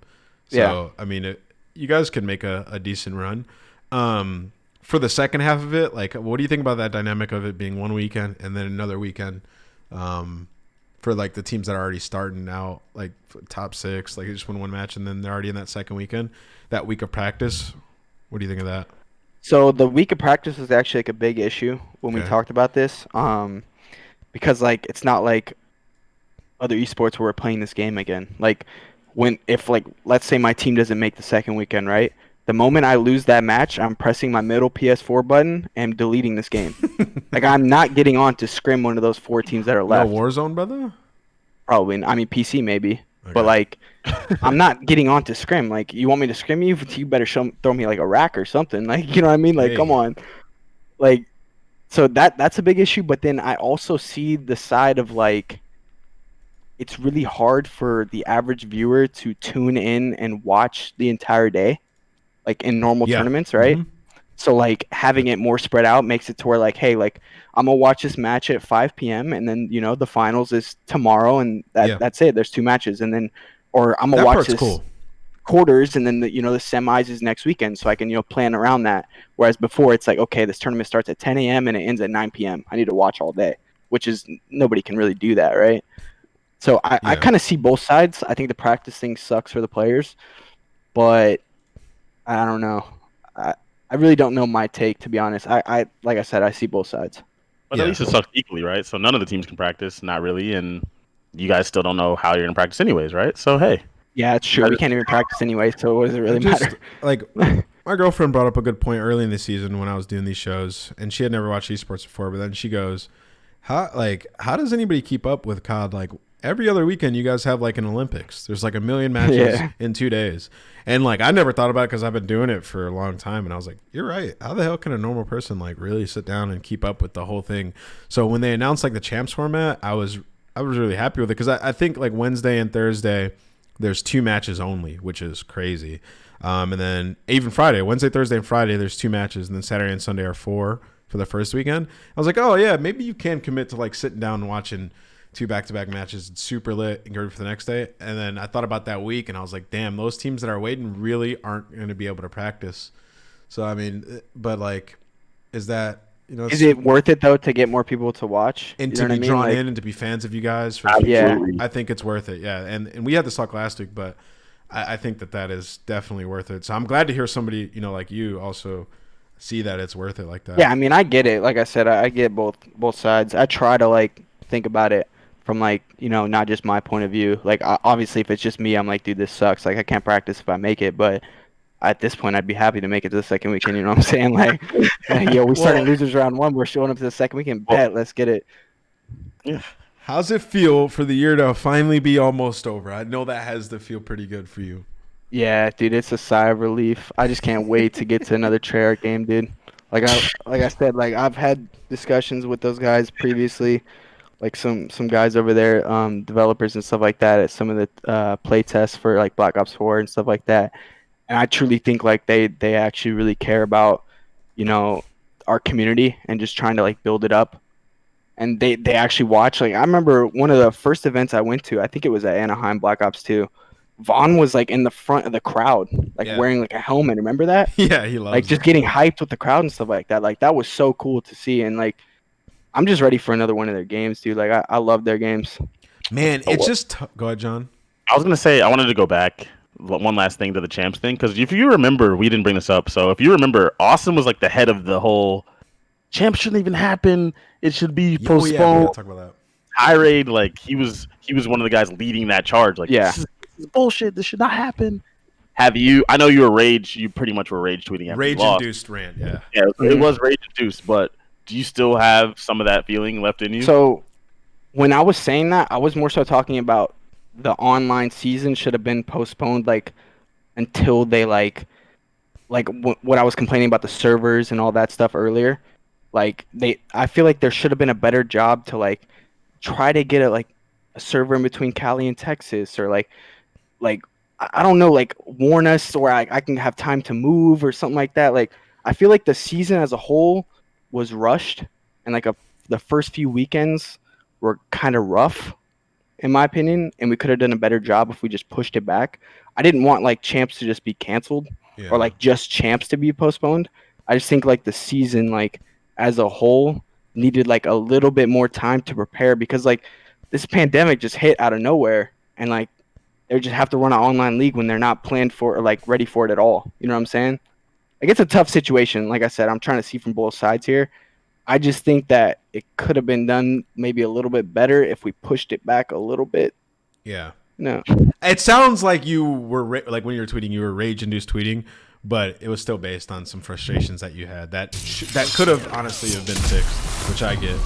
But yeah, there was no way they were just gonna push the champs to it. Yeah, I mean, obviously, there's no way they were gonna cancel the season, all that stuff I was saying. I knew that, but I'm just saying, like I said, like the fact that I was playing Minnesota on a Chicago host or Dallas on a Dallas host, and I'm now in losers because of some of these matches is just a little outrageous, in my opinion. Well, I will say this, Austin. I'm glad that you buckled down, you got better, and you grinded out the year. Because honestly, I thought you were going to give up at some point with the way that you were tweeting and talking about the game. So I'm happy that you continued. It's really close a few times. Yeah. But, you know. When was the first time? Was I there for that? Probably. I mean, it was probably like that first weekend or second weekend. I was like, dude, this is ridiculous. I'm out of here. Like, there was that day. There was I that just day. lost full, by the way. What happened? Somebody said he's not you, Ant. Doesn't throw in the towel. He's in a way different situation than I was in, bro. I literally would have had to claw my way back up through the amateur scene, and there was just no way I was doing that. It was, if Austin got dropped and had to claw his way up through the amateur scene, I think he would probably be out of there building robots too, low key. I troll you, bro. This guy in the chat's trolling the hell. I don't know. His name's Joel34, and it just pisses me off. I clicked it, and he has a Real Madrid background on his Twitch, and I just know it's like super late over there where he's at in the UK, and he's just toxic in his mom's base right now, hating. Anyways, next topic, bro. We're eclipsed the hour mark. We have like a bunch of call-ins, so I wanted to give the floor to both you guys. If there's any topic you guys want to talk about before we move on to the call-ins. All right, let me ask you a question, Austin. This is pre-quarantine, but when we used to go into the facility, did you ever have a moment that you thought was like the funniest moment inside the facility with everyone there? Funniest moment. Do you have one of those? Dude, the thing that comes to mind for me, like it's not even that big of a moment or that crazy, but like we were so bad for a while there, so bad, and then we started getting like a little decent when we switched me back to the main for whatever reason, and just like we beat like I think we beat Chicago in a scrim or like beat them in hardpoint map count or something like that on like a Texas host. So like we were like getting really good. And then John just stood up and was like, let's fucking go, tap, tap, tap, just like around the room. And I was like in the middle of a scrim and I felt like I was in a tournament for a moment. Like I was like, yo, what the fuck's going on? Like, no, that's the thing that comes to mind for me. But I just miss just going to the, like that place every day, man, just chilling, like getting sushi and stuff. Like that was so much fun. You guys are talking to me about the meals they provided you with, and that shit was comedy, dude. John was like, I'm not eating this shit. And you were like, it's not that bad. John was like, fuck that. Oh, dude. Speaking of which, all right, so we just like the food was like okay, right? So we'd get it, we'd be like, whatever. But you know how it is. We're all pretty spoiled, no lie. So we would have like a board where we're not gonna all order on the at different times. We're gonna order at the same time so we can all eat together and we can all like go get ready for the next scrim together. So we'd have a board where we spun a wheel, and like so whoever lost had to pay for everyone's meal. That's which is there's 6 of us. Yeah. And of course, Cap's cheap ass was like, I don't know. Like, shut up, dude. You won 2 champs. Like, you're so whack. So we went on the board. Of course, who hasn't won any champs? Me. I never got to the finals of champs. I won like 6 times on the board while Kenny's just sitting there like, I don't even want it, but I'll be on the board. And Ken never fucking lost ever. I'm like, what the fuck is going on? Dude, that's a horrible idea, bro. I was tallying too, Ant, so I was keeping tallies. Like, John had like 6 times he had to pay. Damn. Ken had like 0. I think I had like 1 or something like that. But I was like, with Ken, we hadn't got picked, right, forever. And then one time we go out, we go to a steakhouse, and John talks me into playing. Wow, I didn't want to play at the steakhouse. And then, of course, we went to like this. Dude, yes. Of course, it was like in Rodeo or something, like Ocean Prime. And of course, the one time I lose, it's at the steakhouse. Bro. And I was like, you got to be shitting me. So I put like a red X by mine. It was like the black marker was for like the normal, like, Chick-fil-A or something. Mine was the dagger, like $800 or something. Wait, did you guys at least do it? Like, if he paid the day before, he can't participating the next day? No. You were on the wheel. See, you should have done that. That would have been. Nah. You can't just get a free meal. Like, you got to put your name on the wheel, brother.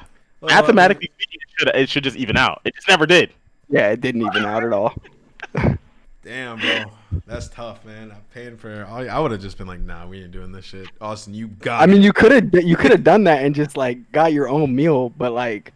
But then it's like it all has to arrive at the same time, or it's messing with the scrim practice. You know what I mean? So yeah, you gotta kind of do that.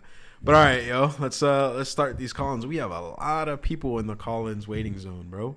Wait, yo, can I actually? I'm gonna use the restroom real quick before we get this going. Go ahead. All right. Right back. We'll talk to the chat for a second.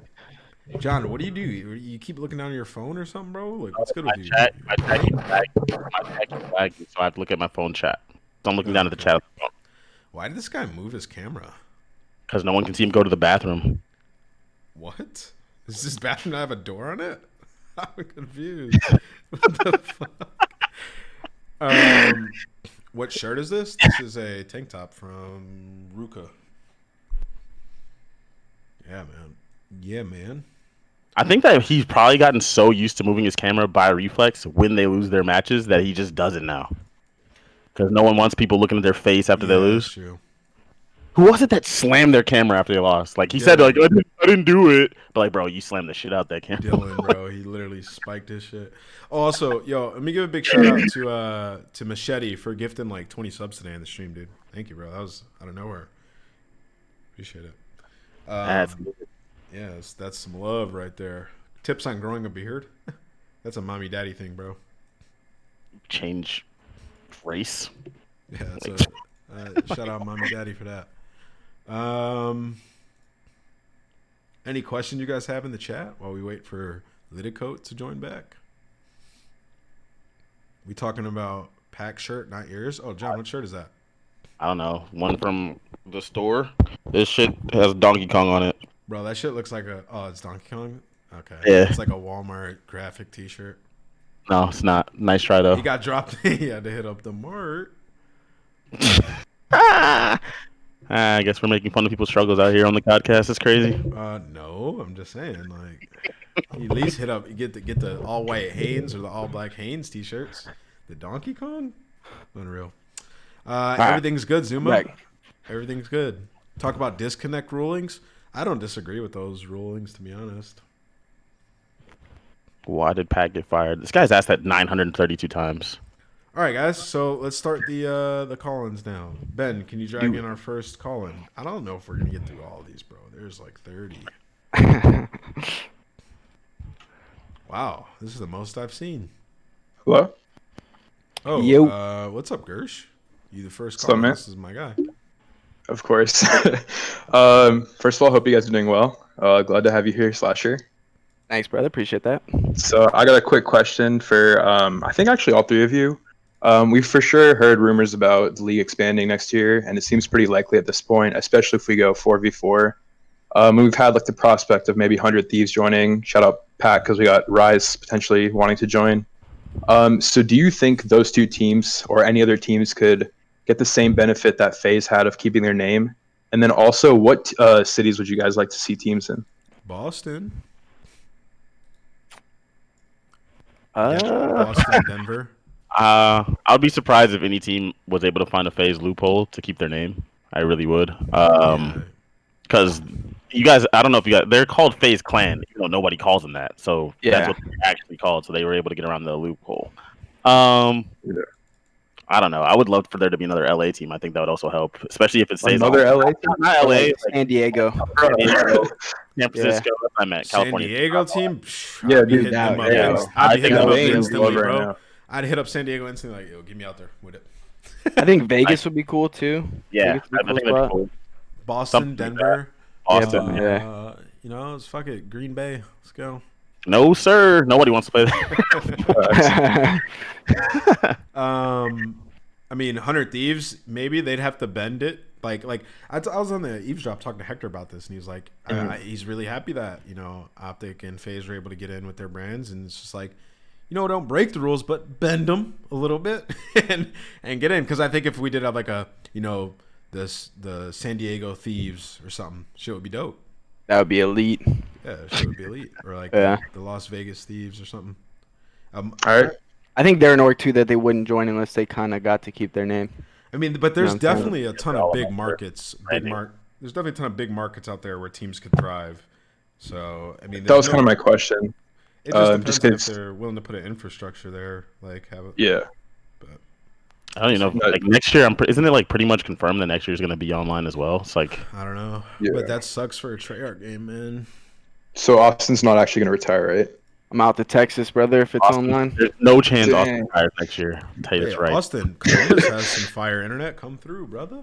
Might have to. I will not play an online league from California ever again. I'd say that right now. All right. I'm going to head out. right, Justice thank for you, Pack, by the way. Justice Thank you. for- All right, man. All right. Yeah, Just take it Austin, easy. what the fuck, dude? Yeah, yeah, yeah. Let's get our next Big call on me, in here. man. Yo, hey, so our next call in, what's up, MC? Hey, what's up, guys? What's up, Oh bro? my How are you? God. What's up, man? Doing good. So my question, Austin, is why do you play better with your hat on? Like, is there something special about the hat that like people don't know about, or like what's wrong with the hat?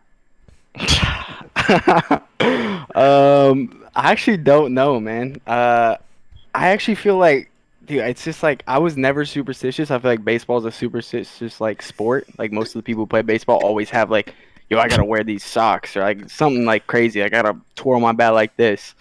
But I was never like that. But for whatever reason, like when it went to like World War II time period, when if I played without a hat, bro, everything went wrong. Like I don't know. Like we would forget where we were going. Like I'd say go A, let's go A, and we'd go B, or something like that. Like just everything would go wrong. So I was like, you know what, I'm throwing the hat on, and then we started frying. So I was like, all right, it is what it is. I'm keeping the hat.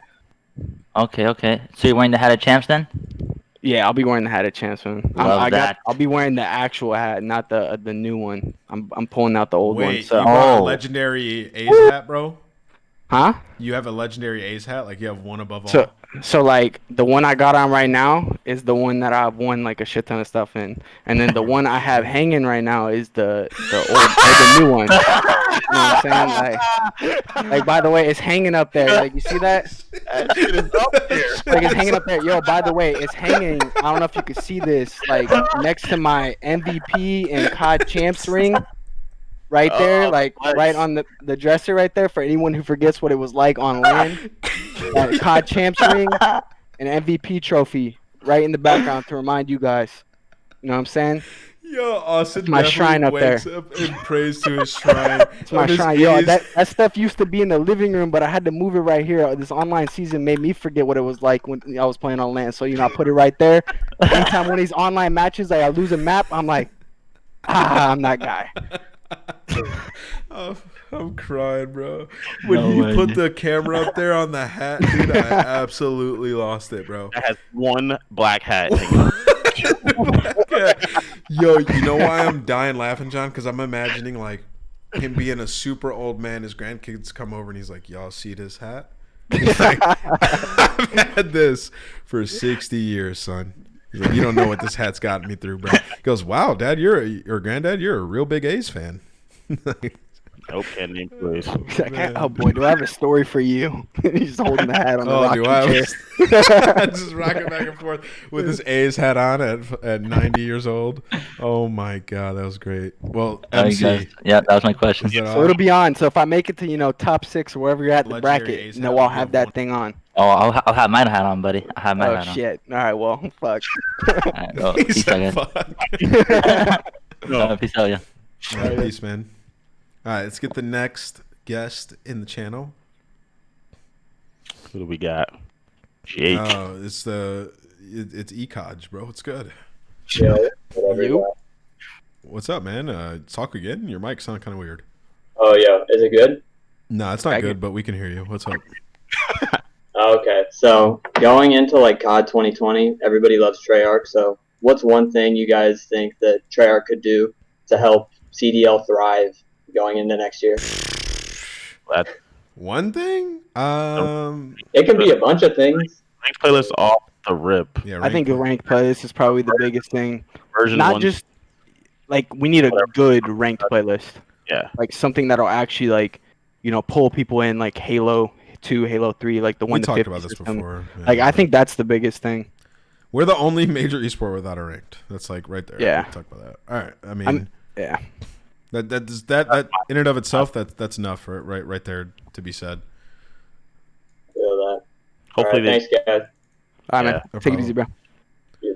I really dislike when like we answer it super quick. I feel like they get like piss them off, but I mean it's just that's such a unanimous answer. Yeah.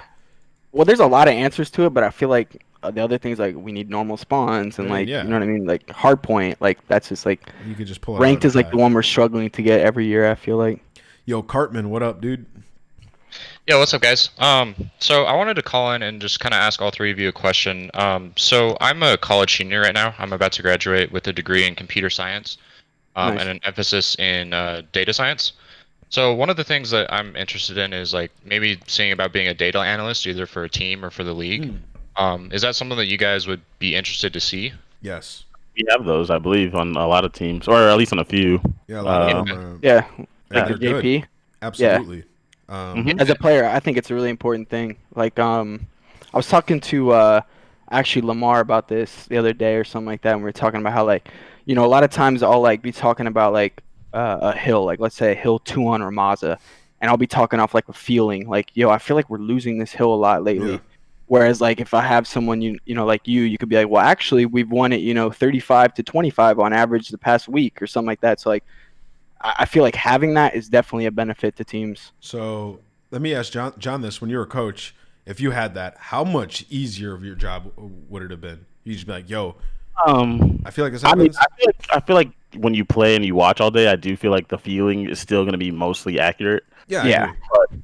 But it would have helped. It would have just, and also I think it's nice to have in general just someone else that you can like talk to about. It's like you hear, like at least when Minnesota and New York are doing well, they have JP and Revin, like they can go back and forth and Reppin and Brian saying like it's just also nice to have another voice and another like way of looking at things. So I don't think that could hurt in any way. I've had talks with teams about being the coach, and like my first thing is like, well, will you give me the ability to hire an analyst like every time? And like the thing is I think that it's super important just to be able to have a guy that's be like, yo, we lost our breakout, 72% of the time last month.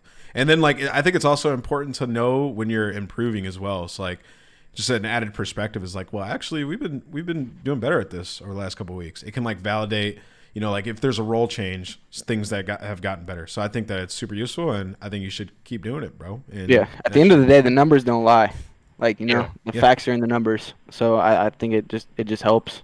Yeah. Is there a way like that you guys would recommend to get in contact with teams or players or anything and try to like actually? I'll tell make you them exactly what you should do right now. You should make videos and post on the Reddit, do deep dive analysis into teams, and put that out there. Go on Reddit, post it, and if it's great, the people will eat it up.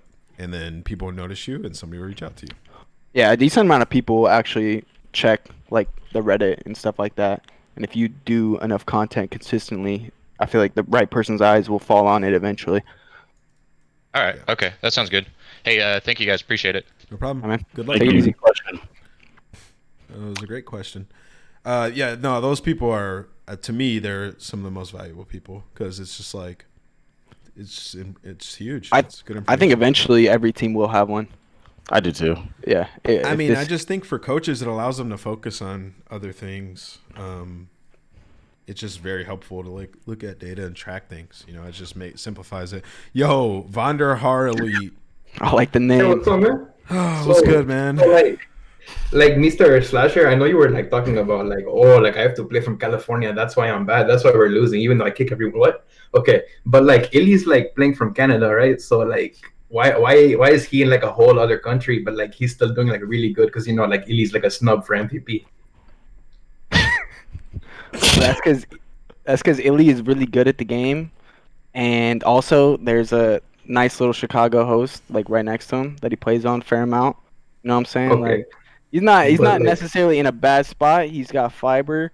He's also really good. I've actually like this year I've gained a lot of respect for Ender. I think he's a lot Good, better good. than I gave him That's what I credit like for to at the hear, beginning of bro. the year. So Yeah. I mean he's just Hey, a good player so- on a good team. So my real question for you is like you're just like a newer person that's been like a really good person in the league. So like who are your inspirations? Like it doesn't have to be like a Call of Duty player. So like anybody like else that's a pro that's your inspiration.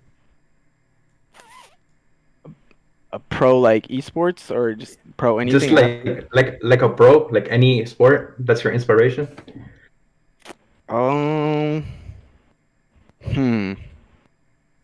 That's tough. I mean, I'm gonna probably go with. I'm gonna go with Jordan. I love the documentary that just came out. What about Absolutely loved LeBron, every bro? bit of it. Because you know how LeBron sometimes like when he doesn't like his team, he also like gets them kicked out. hmm Do you think he's an inspiration? Like what? What are you even Because, saying like- at this point? Like LeBron, like when he doesn't like his team, he's like, okay, I want them out, and then they have to go. Okay, so Did What- you what- do the same thing, bro? when? when like Chino, like he was like hella sexy on the team, and then you kicked him out, bro? She's one of my best friends, though. I had nothing to do with that. But you kicked him out of the team, bro. Yeah, I mean, yeah. All right, hashtag justice for Chino, bro. Please don't join Empire. Please don't join Empire next year, because I want Illy to stay on the team. I love you. All right, bro. What the fuck? That guy is bizarre, dude. He's. I didn't even know what he was saying after a while. I was like, what? He's like, LeBron kicked his team. I was like, what? All right, yo, Burn. What's up? It's a troll. Yo, what's up, Burn? Where are you from, brother? I'm from Germany. Germany. Yep. That one time I stay up until 4 a.m. and there's like 20 people in here. Damn. Yeah. Well, what's your question, man? You're here. Let's go. Yeah, I want to know what's your guys' favorite game or gaming franchise besides COD and Halo? Counter-Strike. No question for me. God of War for me. God of War's Are incredible. you looking forward to that next one? Yeah, dude. I mean, The last one was you so know good. mine was gonna be God of War, bro. I have fucking Zeus tatted on my arm. All this shit. Yeah. I think what got me hooked a lot on like online gaming was probably the Splinter Cell games, like the 2v2 mercenary Yeah, versus those are spies fun, online. bro. Those were so much fun. That was when I first got an Xbox 360. I like begged my parents to get me live because I was playing it at my cousin's house. So I'm gonna go with that one. Good one. Nice. Okay. Thank you, Good guys. question. Bye. Take it easy. Peace. All right, let's go, Ben. Fire him up. There's a guy named Holy Slasher. hell, there's a in lot of here. people in there. Yeah, there's a lot. We got to start breezing through. That's why I was like, let's go. Wow, Illy's cousin is great.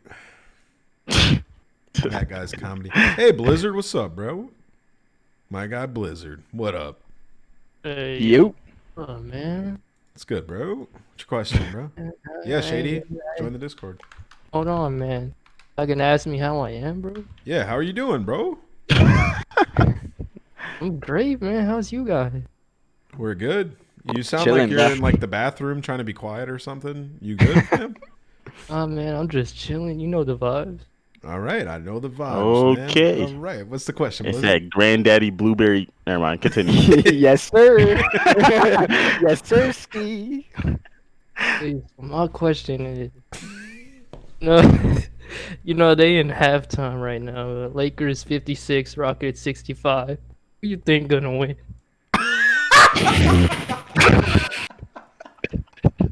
I think the Lakers are gonna win, dude.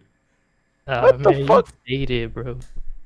All right, Blizzard. Good luck. Something. Hey, take it easy, man. Drink some water.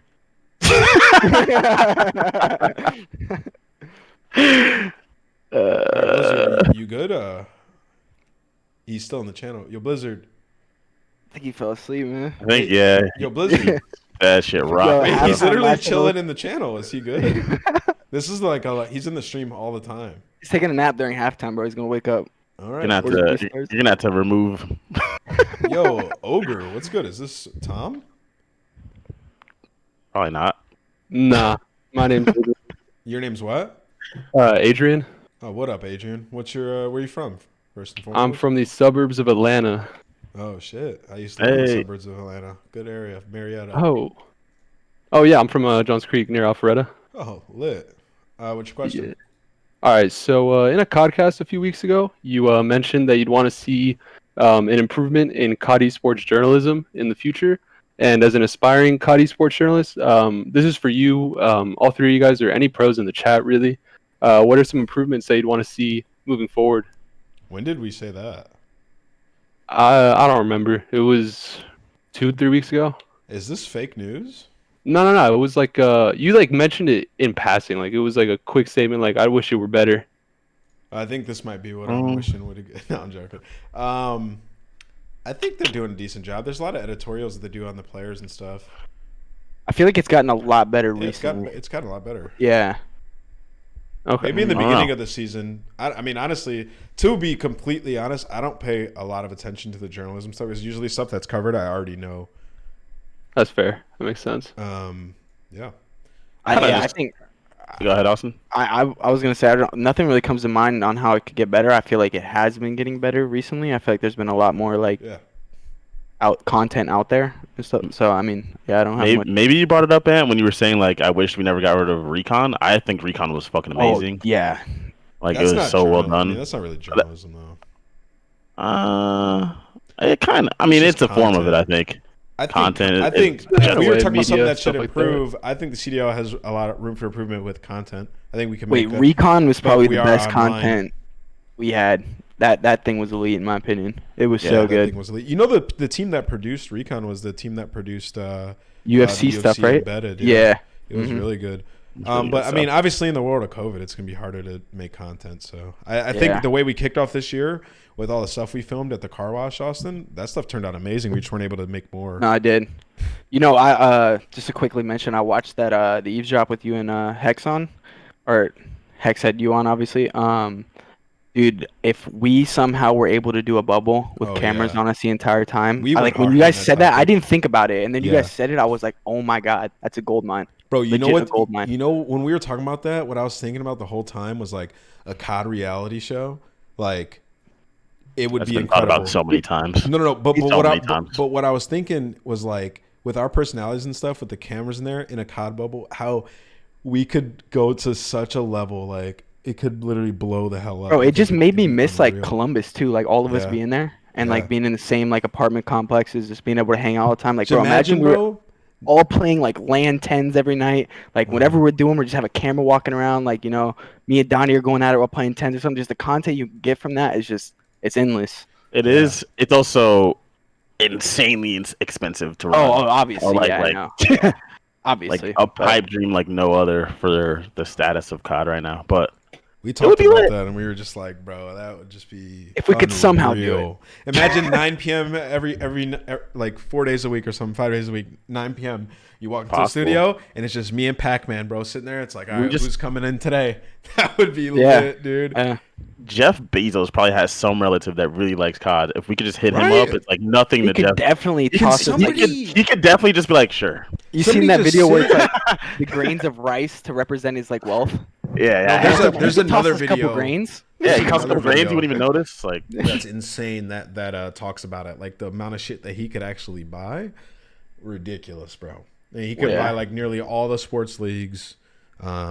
It was mind blowing. he got divorced, lost half his wealth, and was the richest person in the world. That's crazy. All right, Ogre, thank you for the ridiculous. question, man. Appreciate Yeah, it. man, I'll see myself out. I appreciate it. All right, bro, take it easy. All right, let's get the next call in here. Yeah, but man, content if we were in a bubble would be unreal. It would be amazing for sure. I'm Master. What's up, dude? I'm Master. Pause. Yeah. What up, man? Where you from? What's your actual name? I'm from North Carolina. My name's Miller. All right. What's going on, Miller? All right, what's up, Miller? Not much. I wanted to ask Slasher if you could pick 4 people to team with next year with 1 AR, 2 flex, 2 sub meta. Who would they be? Is it anyone or is it people I've never teamed with before? Like what is Anything it? you want. Anybody you want. Okay, I won't include my teammates right now. I'll say like people I'm not teaming with. I'm taking Simp and Abizi definitely. Actually, give me Cell too. So Simp, Abizi, Cell. Let's see who's gonna round it out. Simp, Abizi, Cell, and then give me Big P. He's coming back with a vengeance Let's next year. go, Big P, bro. What a squad that would be. Oh my God, we'd never get off the game. Like, shoo. Man, that'd think- be a unit. You and Big P V2. Dude, Big P, to me, the one thing I don't think I'll get over from this year, you know, in terms of like roster stuff, is just Pierce not playing at champs. He's been like the best player in the game at certain points for like the last 3 years or so. Like it's fucking ridiculous. Dude, it's crazy to think about all the players not playing. Cap, Pat. I know. Like, I just get so I get all many. those people not playing, but they at least they've like BP is different, yeah. They've underperformed and stuff, but like Pierce has been the actual best player in the game multiple times in recent memory, which is crazy to me. I don't know. That's great. Like even Damon, like for him, he wasn't that great. So I mean, I can sort of understand. Like it's still like wow, he's not playing. But for Pierce, to me, it's the most mind blowing. Yeah.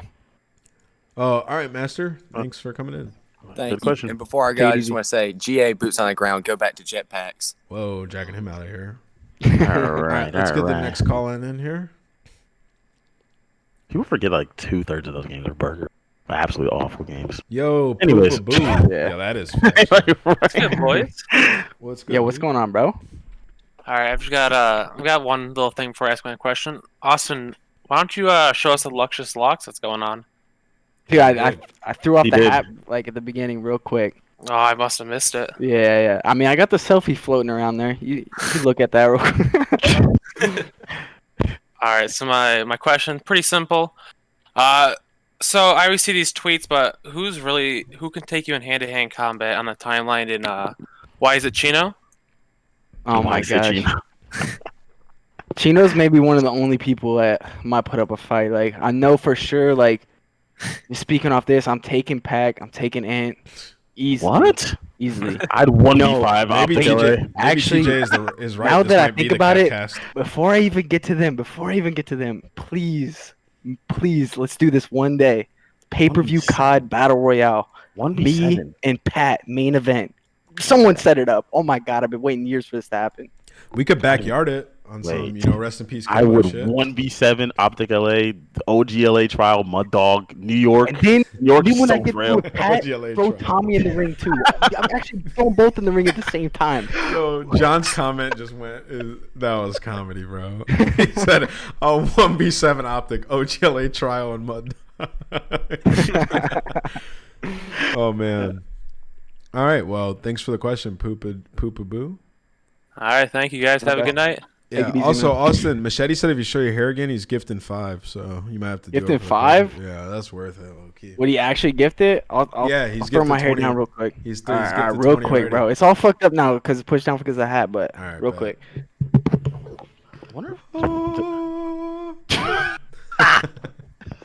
Hey, those are the luscious locks, dude. It looks fresh, bro. That's a lot of There. maintenance. That should just be his look. I know. To be I'm telling honest, him he looks great. That with should just these be his look. fucking- He should Real get quick, a bro. he should get a longboard, and he should just. Hey, live he gifted the life. 5. Let's go. No, that's Yo. what I'm saying, bro. Yo, low key, this is what pull up to a San Diego franchise. Like, I could be there in a couple. Grow my hair out for another year or so. Yeah, bro. Walk around, pull up to the event. Smoke some fools on land when it's back, and then go catch some waves. I could do that. Facts. That'd be lit, bro. You'd fit the bill too. You'd be like the San Diego poster boy. Yo, Gage, what's your question? So what up? Basically, I'm just trying to. You guys were talking about earlier about how some pros are kind of like lacking motivation and stuff. Do you think that's the main reason that more AMs are getting picked up, or do you think it has to do with it being online, or just the spawns in the game, or what do you guys think? Yeah, so it's kind of what we I think we talked about. You might have missed it. It was at the beginning. I kind of said it's a combination of like all three. I think it's in the one game where like the spawns are like work a little bit differently. Like we always say, like squad spawns and stuff like that. It's never been like this in any of the games, jetpacks or not. So it's like a new way we have to learn how to play. And then also like the older pros or like the more established people are lacking motivation, and now you have to learn a whole new way to play. It's like these, new guys that are coming in and putting in, 10 to 12 hour days, going hard the entire time. Because it's not just about quantity all the time, too. It's about quality. They're just, getting the upper hand this year. Yeah. So like basically, you're saying the AMs are just smashing their controller more, doing around the back? Translation. They're cracked. They've been cracked. I mean, in this game, yeah, like all the movement stuff, you are kind of button mashing, playing Street Fighter and stuff. Like I might be better with John's fight stick, but It's like actually like crazy. Like my controller's like almost like destroyed, dude. And it's nuts. Well, thanks for coming in, Gage. Use code Nameless. Yeah, use code Nameless for discount and stuff. Yo, Gage, thanks for coming in. What? I'm not buying one yet. All right. New console. All right, take care, guys. True. Take it easy, man. So, do you guys think if they made it PC and it was controller mandated, would you use an Xbox One controller or whatever the new or the Bust new out the PS? 360 controller? Does that still work? Does that work on PC? Yeah, Xbox. Yeah. The Xbox 360. Oh no, I don't know about the 360. I'd probably just use the PS4 controller. I've been using it for years at this point. Like, there's no point in switching. Yo, Caution, what's good, bro? Thank you for the 5 What up? earlier. Appreciate it. Welcome to the call-ins, bro. What's your question? Yeah. brother? Yo, Slasher, what is your favorite win besides champs, obviously? Good question. So I would either probably go. The first two that came to mind were either AW Columbus Open, the first event I won. I think that one was like a crazy run. Like we beat OpTic in the finals in 2 best-of-5s, and I think that was like the highest viewership for an event at the time. That was not like champs, and like just I don't know. It was a crazy event, first Jetpack event, like all that. Either that or the CWL Seattle losers bracket run we had. I think those 2 events were both like crazy. But what was the worst loss you had? Like your IW heartbreaking. champs by a landslide. Because he was nothing Why? ever. Wait, was it because Cap costed you and then you repicked him up? That was I still have nightmares to this day, bro. I love Cap, but you know, I'll never forget. I pulled up the scoreboard. I had 20. My guy had 2. I was like, oh brother, this is not good. But definitely IW champs, man. I thought we had that when we beat OpTic in winners finals. Why not the 100Ds one? 16th in that one though. Yeah, we were in losers bracket round 1. Like I think getting Yeah, to you made it finals. all the way to you made it all. I mean the way that to one did finals, suck, but like we were in winners. We had just beaten OpTic, 2 hours before that, and then we lost 2 best-of-5s. Like that one hurt a lot more, for sure. Like 100T, we still could have won, but we were in a way worse position, Yeah, well that's fair. Well, appreciate it, guys. Thank you, Caution. Take it easy, man. All right, let's get our next call in. Yo, Cheek. What's good, bro? Yo, guys. How you doing, Cheek? I'm doing good. How are you? Great. Wonderful. My question goes out to basically all of you. I bet a lot, so could you guys explain in more detail just how the map, like the veto process, actually works in terms of, like, it's just a bit confusing whenever we're seeing the maps pop up, like who gets mapped to, who's on good side. I can break it down for you real quick. So whoever wins the coin toss usually takes Team A, which means they veto a hard point first. So Team A vetoes a hard point, Team B vetoes a hard point. Then Team A picks a hard point, then Team B picks from the remaining 2. And if I'm Team A and I pick the hard point, you get to pick the side on that hard point, right? So I could force you into picking a map that I then get to pick good side on. And then it just goes to S&D, then you veto first, I veto second, you pick first, I pick second, and then flips back to Dom again. Okay. I forget the jersey color. I think it's white is the home team. So home. Yeah, whoever's in white won the coin toss and, has a little bit of an advantage. Obviously, still, like the black jersey team could obviously still win. Like, it's not just all in the coin toss, but, they have a pretty big upper hand. How does Dom work? Because obviously it's just you ban one map and then one team gets basically a pick of so it'll go back to Team A vetoing again first, then Team B vetoes, last map is played, and Team A gets side choice. So I get to start on good side also if I'm Team A. Okay. Yeah, so it's pretty big advantage if you win the coin toss. Have they done the math yet on who's winning, on the percentages of winning for each? Somebody I know did every coach always says like, yeah, on Team A we're 80%, and then like, Ryan Saint tweeted that. Yeah, but they've just been getting bodied, But yeah, I don't know. I don't know if anyone's done the math actually, but it's. I mean, like I said, the black jerseys can still easily win. Sometimes you don't get put into that bad situation.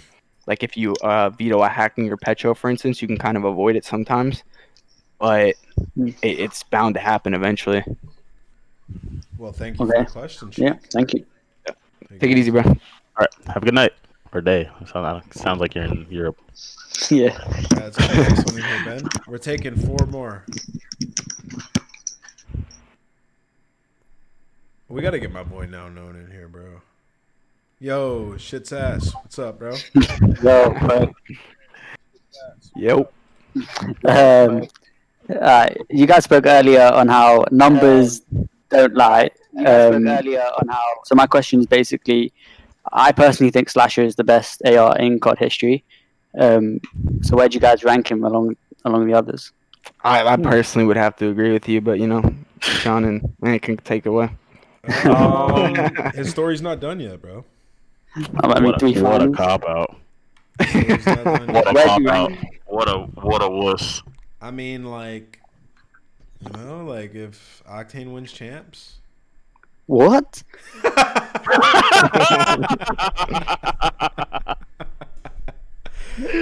He's definitely up there, right? He's for sure top 3. Well, Octane's not going to win champs, and even if he wins, no, I'm talking about Slasher. Slasher's for sure top 3. It's like him and Formal. It's him, Formal, and Clay in whatever order you want to put them in. Where's Cap? Who? Where's Cap? Cap? Cap was only an AR like in Black Ops 1, homie. Excuse me, what? Cap's been flexing for a while. Hey, but in Black Ops 1, Cap was that guy. When he had the headband on, best player in the league. Yeah, he was. I mean, if you have Rambo, you're a glitch though in like Black Ops 1, so it doesn't count. It's weird with those kind of questions. Since where do you go like away from the numbers and like where do you go away from like simply tournaments won, champs won, and then just go towards like also their impact with each team? Those are questions always hard to answer. Like if you know what I mean. If you just take the tournaments won, like Clay's won 2 chips, he's instantly ahead of Austin. If you want to look at it that way, but I don't know how you look at it. I mean, I don't know. Austin's been to 3 finals. I mean, you can make the argument that without Simp and Abizi. Yeah. I mean that's when you just be realistic about it, and you go Clay picked up like Simp and Abizi. And okay, but Austin also had the game was Austin had John and App, Black Ops 3. Yeah, Austin was still individually fried. That's why he's in the conversation, but we're not gonna act like those guys weren't absolutely torching. And also, I don't know, it's just different because like AW was such a unique game in the fact that the Bat was pretty much a sub. What? Clay was absolutely frying at AW champs. I know he was. What I just? I know, but why'd you even say that? Because it was not like a traditional AR role in AW. It was more like just do it all fry AW roll. was just not traditional COD. Yeah. Period. So like it's just tough to. I don't know. I wouldn't put Clay. I wouldn't put Clay above Austin as an AR. I wouldn't. No way. Fair enough. I think Slasher. I think Slasher and Octane in Formal, all 3 of them are the top 3. What? But number 1, I don't even know, dude. I guess Formal. You got to. Wait. So Clay's not in the top 3. I wouldn't personally on my list. That's his list. I would. I think Clay's longevity is actually ridiculous. So while I think Octane has like the best pure shot out of the ARs. Austin's neck just snapped. Like, what? I was torching Octane. Anyways, but Clay's been doing it also since Call of Duty 4. Like, you know what I mean? So I actually do factor that in. The fact that he's been that good for that long. I'm not saying Clay's not one of the best players of all time. I'm just saying because he switched his roles a lot. He wasn't AR on all his teams. We actually had this talk like on a podcast, maybe like for the most part, he was a main AR. 4 or 5 podcasts ago, we talked about this. I actually talked to Clay directly about this too, and he obviously thinks he's one of the best ARs ever, but he has run a lot of different roles on his team. I mean, he obviously is one of the best ARs ever. Like nobody's not saying that. I think he went like multiple games without running one though, right? Yeah, World War II, he didn't run one. Like that's when he had Alec. That's what I'm saying. But he had Alec on his team, so he had to do what he had to do. That's like if you played one more game with Octane, then you could easily have gone through the same thing, right? Yeah, but like he also like Enable was running AR over him. Yeah, that's because their team was with Alec. It got like broken. I don't know, it's just weird. So Austin, who'd you put behind you if you're number 1? Who's second? If I had to rank the other 3, I would probably go. Yeah, it's like tough. It's like what are you ranking it off of? Like are you combinating strictly is it a combination of like? Or are we talking about like just like achievements? Because I think Sam. Like I think Sam is better than Clay, but I think Clay has achieved more than Sam, and Sam has to catch up to that. You know what I'm saying? Mm-hmm. So like I would personally put Clay over Sam right now, but I think Sam is better. Has been better for a couple years. You think they're both better than Matt? What? You think they're both better than Matt? No. I would put Matt. I would go like Matt, Clay, Sam, probably. Okay. If you're going like throughout like the past 6 years, like all their accomplishments, how good they were, like all that. But I think like I don't know. I think Sam right now is like really good. Like last year was the best one. You know what I'm saying? So I think over time Sam could end up rising up the list, or like I don't know. It's so hard to say, dude. It depends on what you're ranking off of. Like Yeah, I just think Clay is just a really good player who can run, a really good flex or main AR. He's not always been a main AR. That's why I don't put him in that top 3. But to each their own. Thank you for the question, shit's ass. Appreciate it. Let's get the next call in here. How come everyone always asks AR? No one asks subs. I think it's also tough that Sam doesn't have a champs ring. Like that hurts his argument so much. That's true. At the end of the day, dude, you have to put raw ability. Like you have to gauge ability. Yeah, because at the end of the day, it's a team game. You could be the best player and not I feel like you can be the best player and not win. Okay, but if you go to Black Ops 3 champs, they say that he stopped caring as much before that. At the beginning of that game, he was considered the best player. Oh, Sam? Oh no, yeah. I'm just saying. So bro, you can 100% be the best player. I mean, look at a Julio Jones. It's for him, it's all right. He's clearly the best. Way more that gets involved with a football team. I know. Give me another example. I'm just saying, you can be the best. In your role and not have the dubs. Give me more of an example in something with less people involved. When we have more time, we'll Stainville. I'm pissed. I read that. Slasher fan. Oh yeah. The name. Who is that? Is that Swede? No. Oh, you sound like Swede. What's up, dude? Yo, my question is a bit of all over the place, but last week, Nameless, you said that the contracts that some people waited later to sign to get more money. So, and I know that formals are more money than Seth. So how has that happened? Wait, what? What? All right. Anyways, hold on.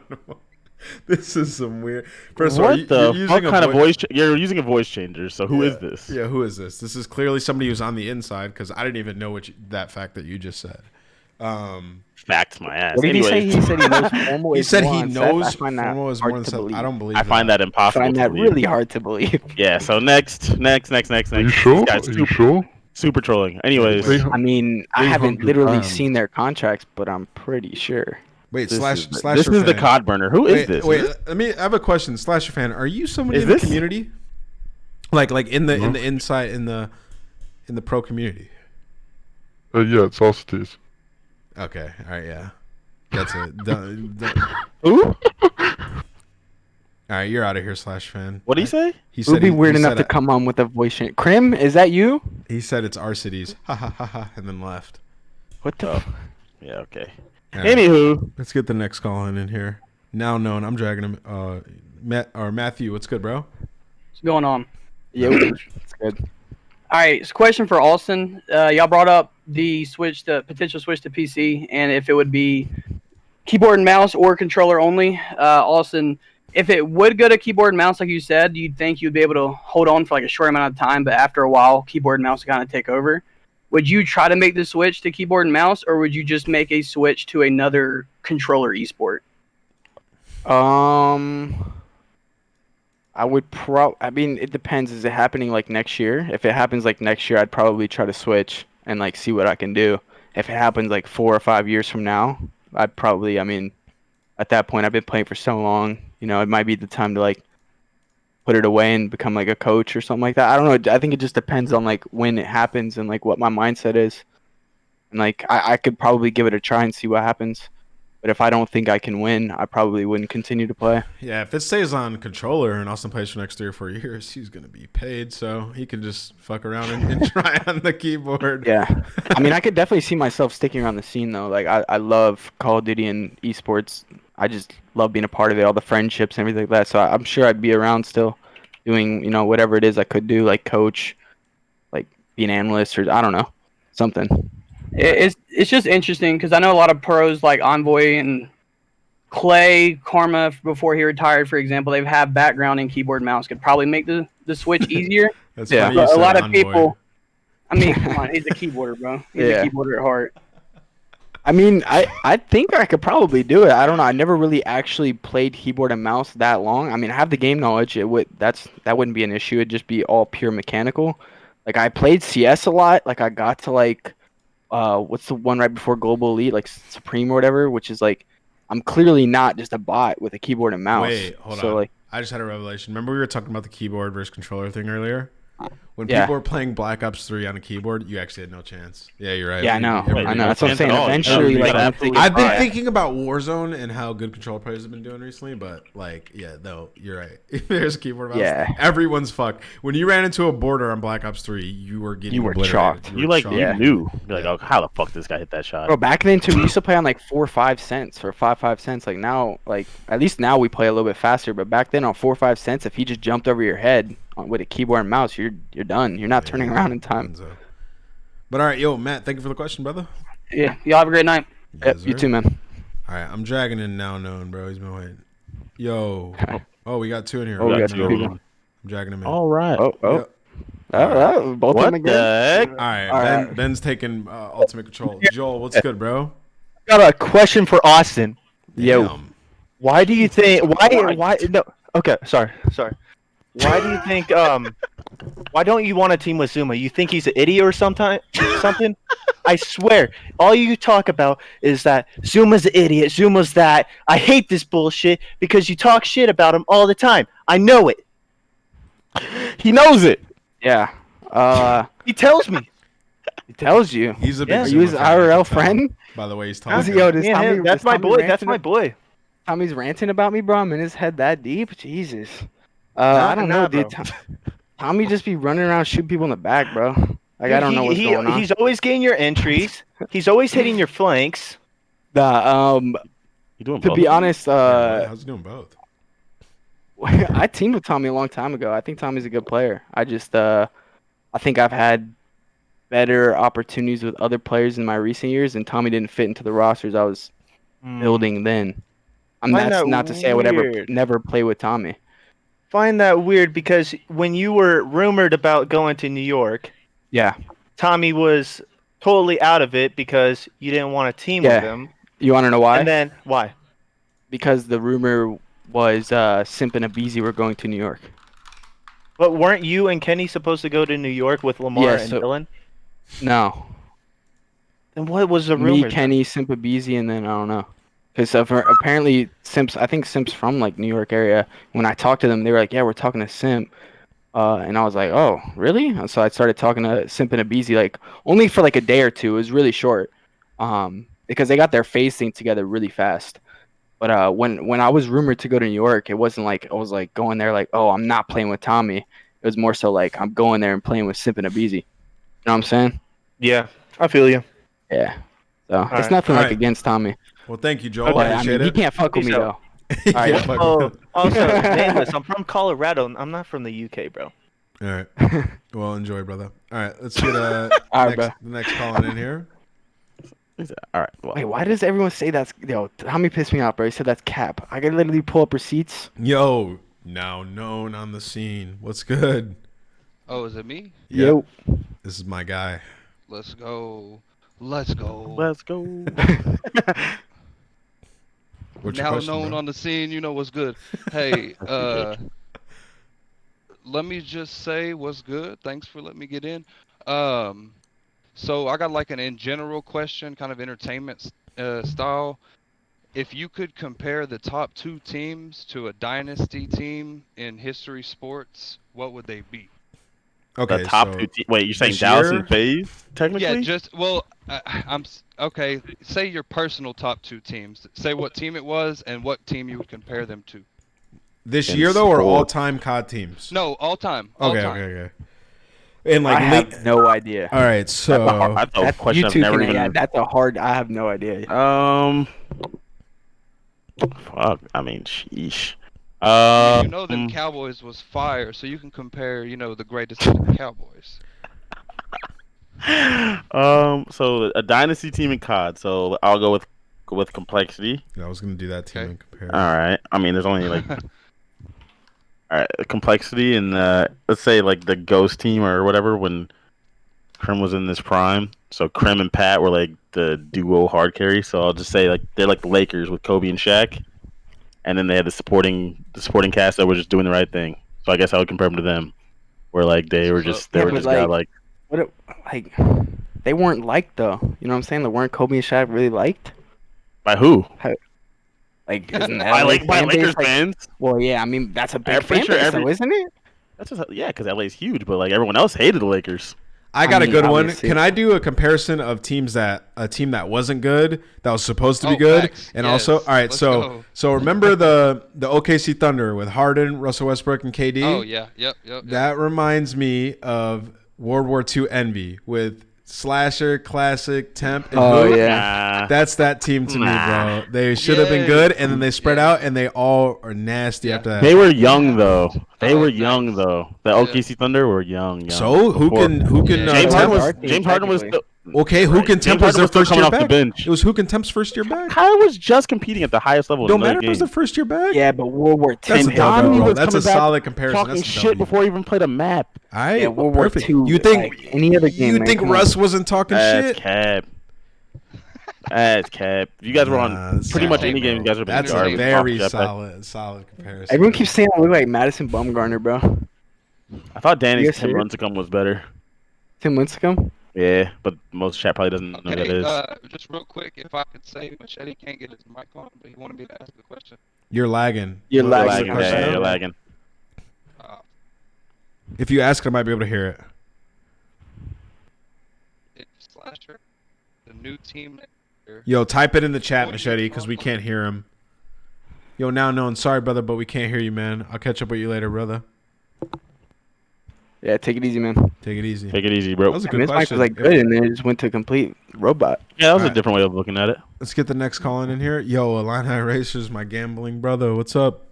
What's going on, man? I'm glad you remember. Yes, of course. What's the question, bro? First time caller, long time listener. Yes, sir.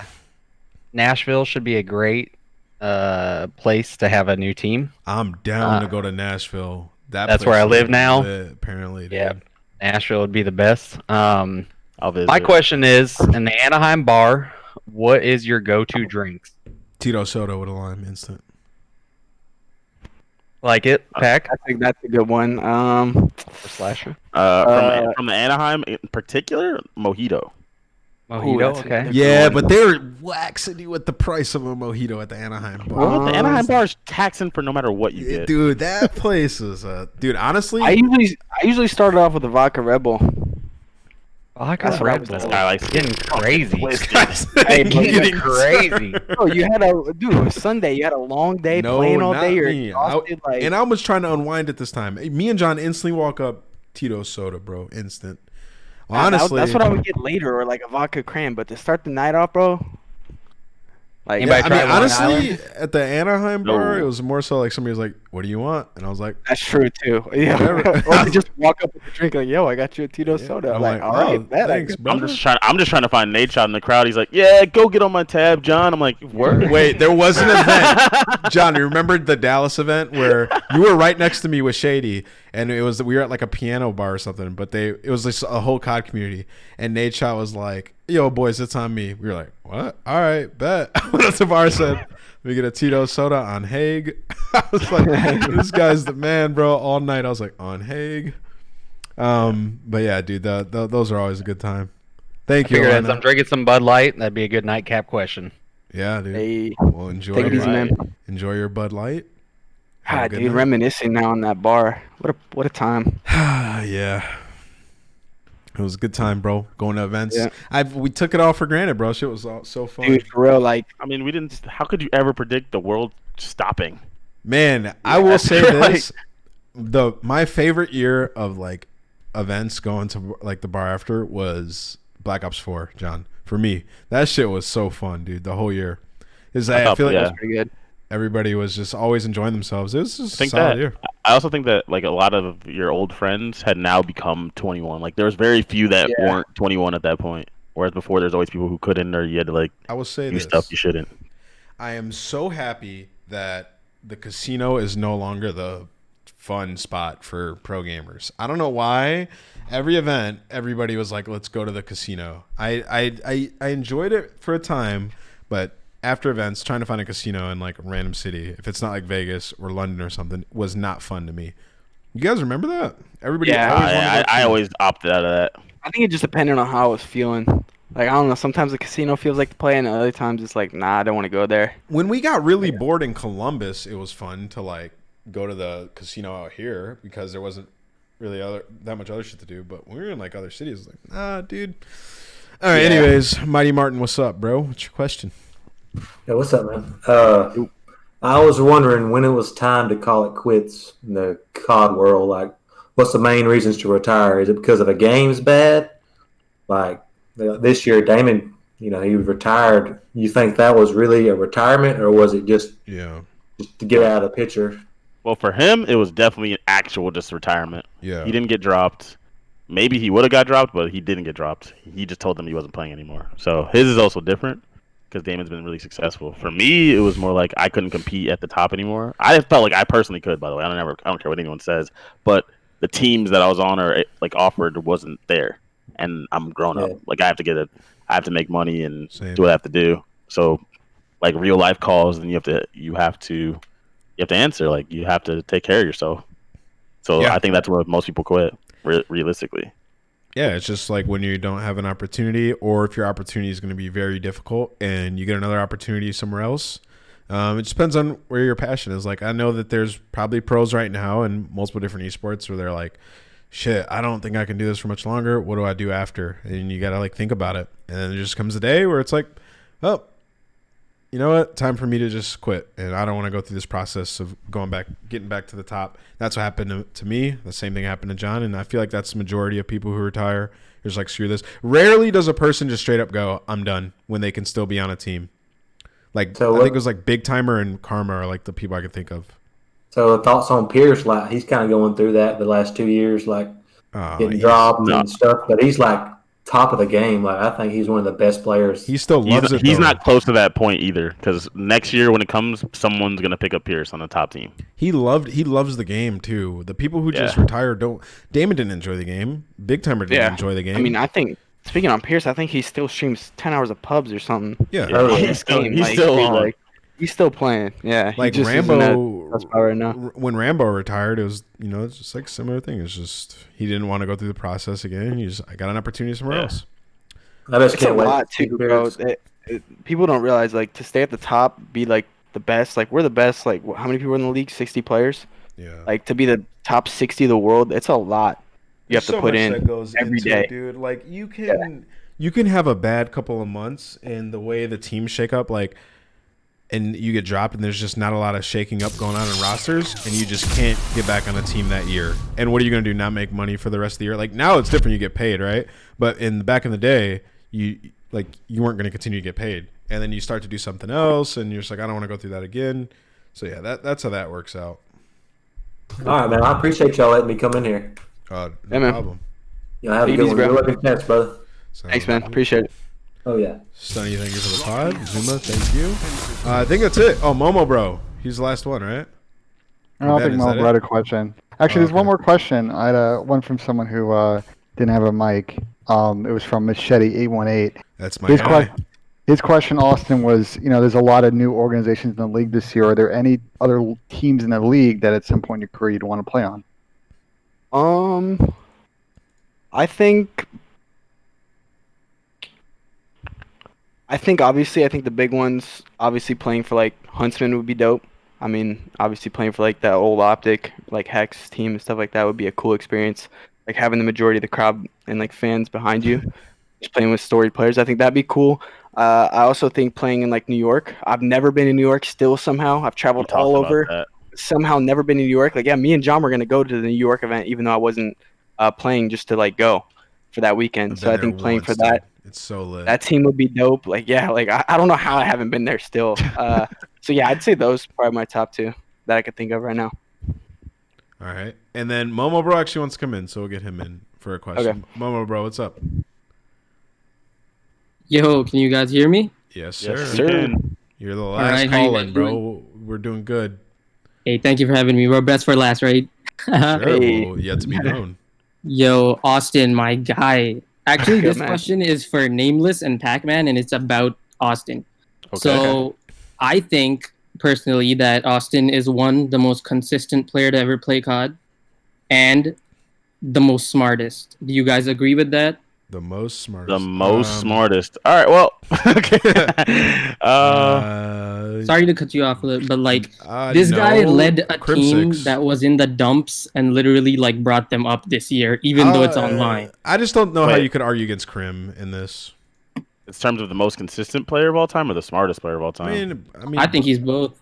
I'm just going with Krim for this, bro. I mean, even if he's not individually playing the best, he's still like bringing a lot to the team. He's bringing work ethic at an absolute 1,000. Like all the intangible things are obviously through the roof with Krim, and he's not just getting shit on every time. There's a reason if he's playing bad. There's a team reason. So I'm going Krim. After working closely with Austin, even though the team was bunions, it wasn't Austin's fault. I think that Austin is actually like super important to any team that he's on, and the way he like runs practice and stuff. I do think that like I know why Austin's teams have done so well in the past, and I do feel like Austin should be up there. I told him that in private. Like I actually do think he's one of the best, if not the best of all time. Absolutely. So, I think I can go with them, and I could go with Austin. Yeah, I'd just say Karma for me is like the only one that's like with him for the smartest, and then I would say like Octane for consistency. Well, yeah, if we're just talking about gameplay, Krim too. I mean, you probably have to go with someone like Seth, like Scum's consistency. Yeah, that's true as well. Yeah, ridiculous. that's my favorite. Like, he's always like Seth never gets shit on. Like, even now he's dropping like 0.98. Yeah, he's I mean, like, if like people notice when Seth's dropping a 0.9, it's like, whoa, huh? Yeah, people act like he's bad. Like, no. All right, well, thank you for the question. I appreciate that one. You guys. That was a good question. Yeah, I get you do. I bet you do. All right, man. Tommy's in the chat saying I was loving this. I was, brother. I was. All right, well, thank you for coming on, Austin. This was a good episode. Ton of call-ins, covered a lot of ground. Appreciate it. Always a good time, man. John, thank you for gracing us with your presence once again. Every single time, baby. And chat, thank you guys for tuning in. For those of you who are in chat, make sure you go leave the YouTube video a like as well when it goes up tomorrow. If you're on YouTube, just leave a like right after the video when you're done. If you're on your way to work, much love and appreciation. Hopefully you have a fantastic day at work. And leave a review on iTunes or Spotify. We'll be live again next week. We're going to have another special guest for you guys Thursday at 9 p.m. East. Go show Slasher some love on Twitter. What's your Twitter, Austin? Slasher_AL. Let's go. All right, we'll see you guys next week, man. Much love. Peace, guys. Later, guys.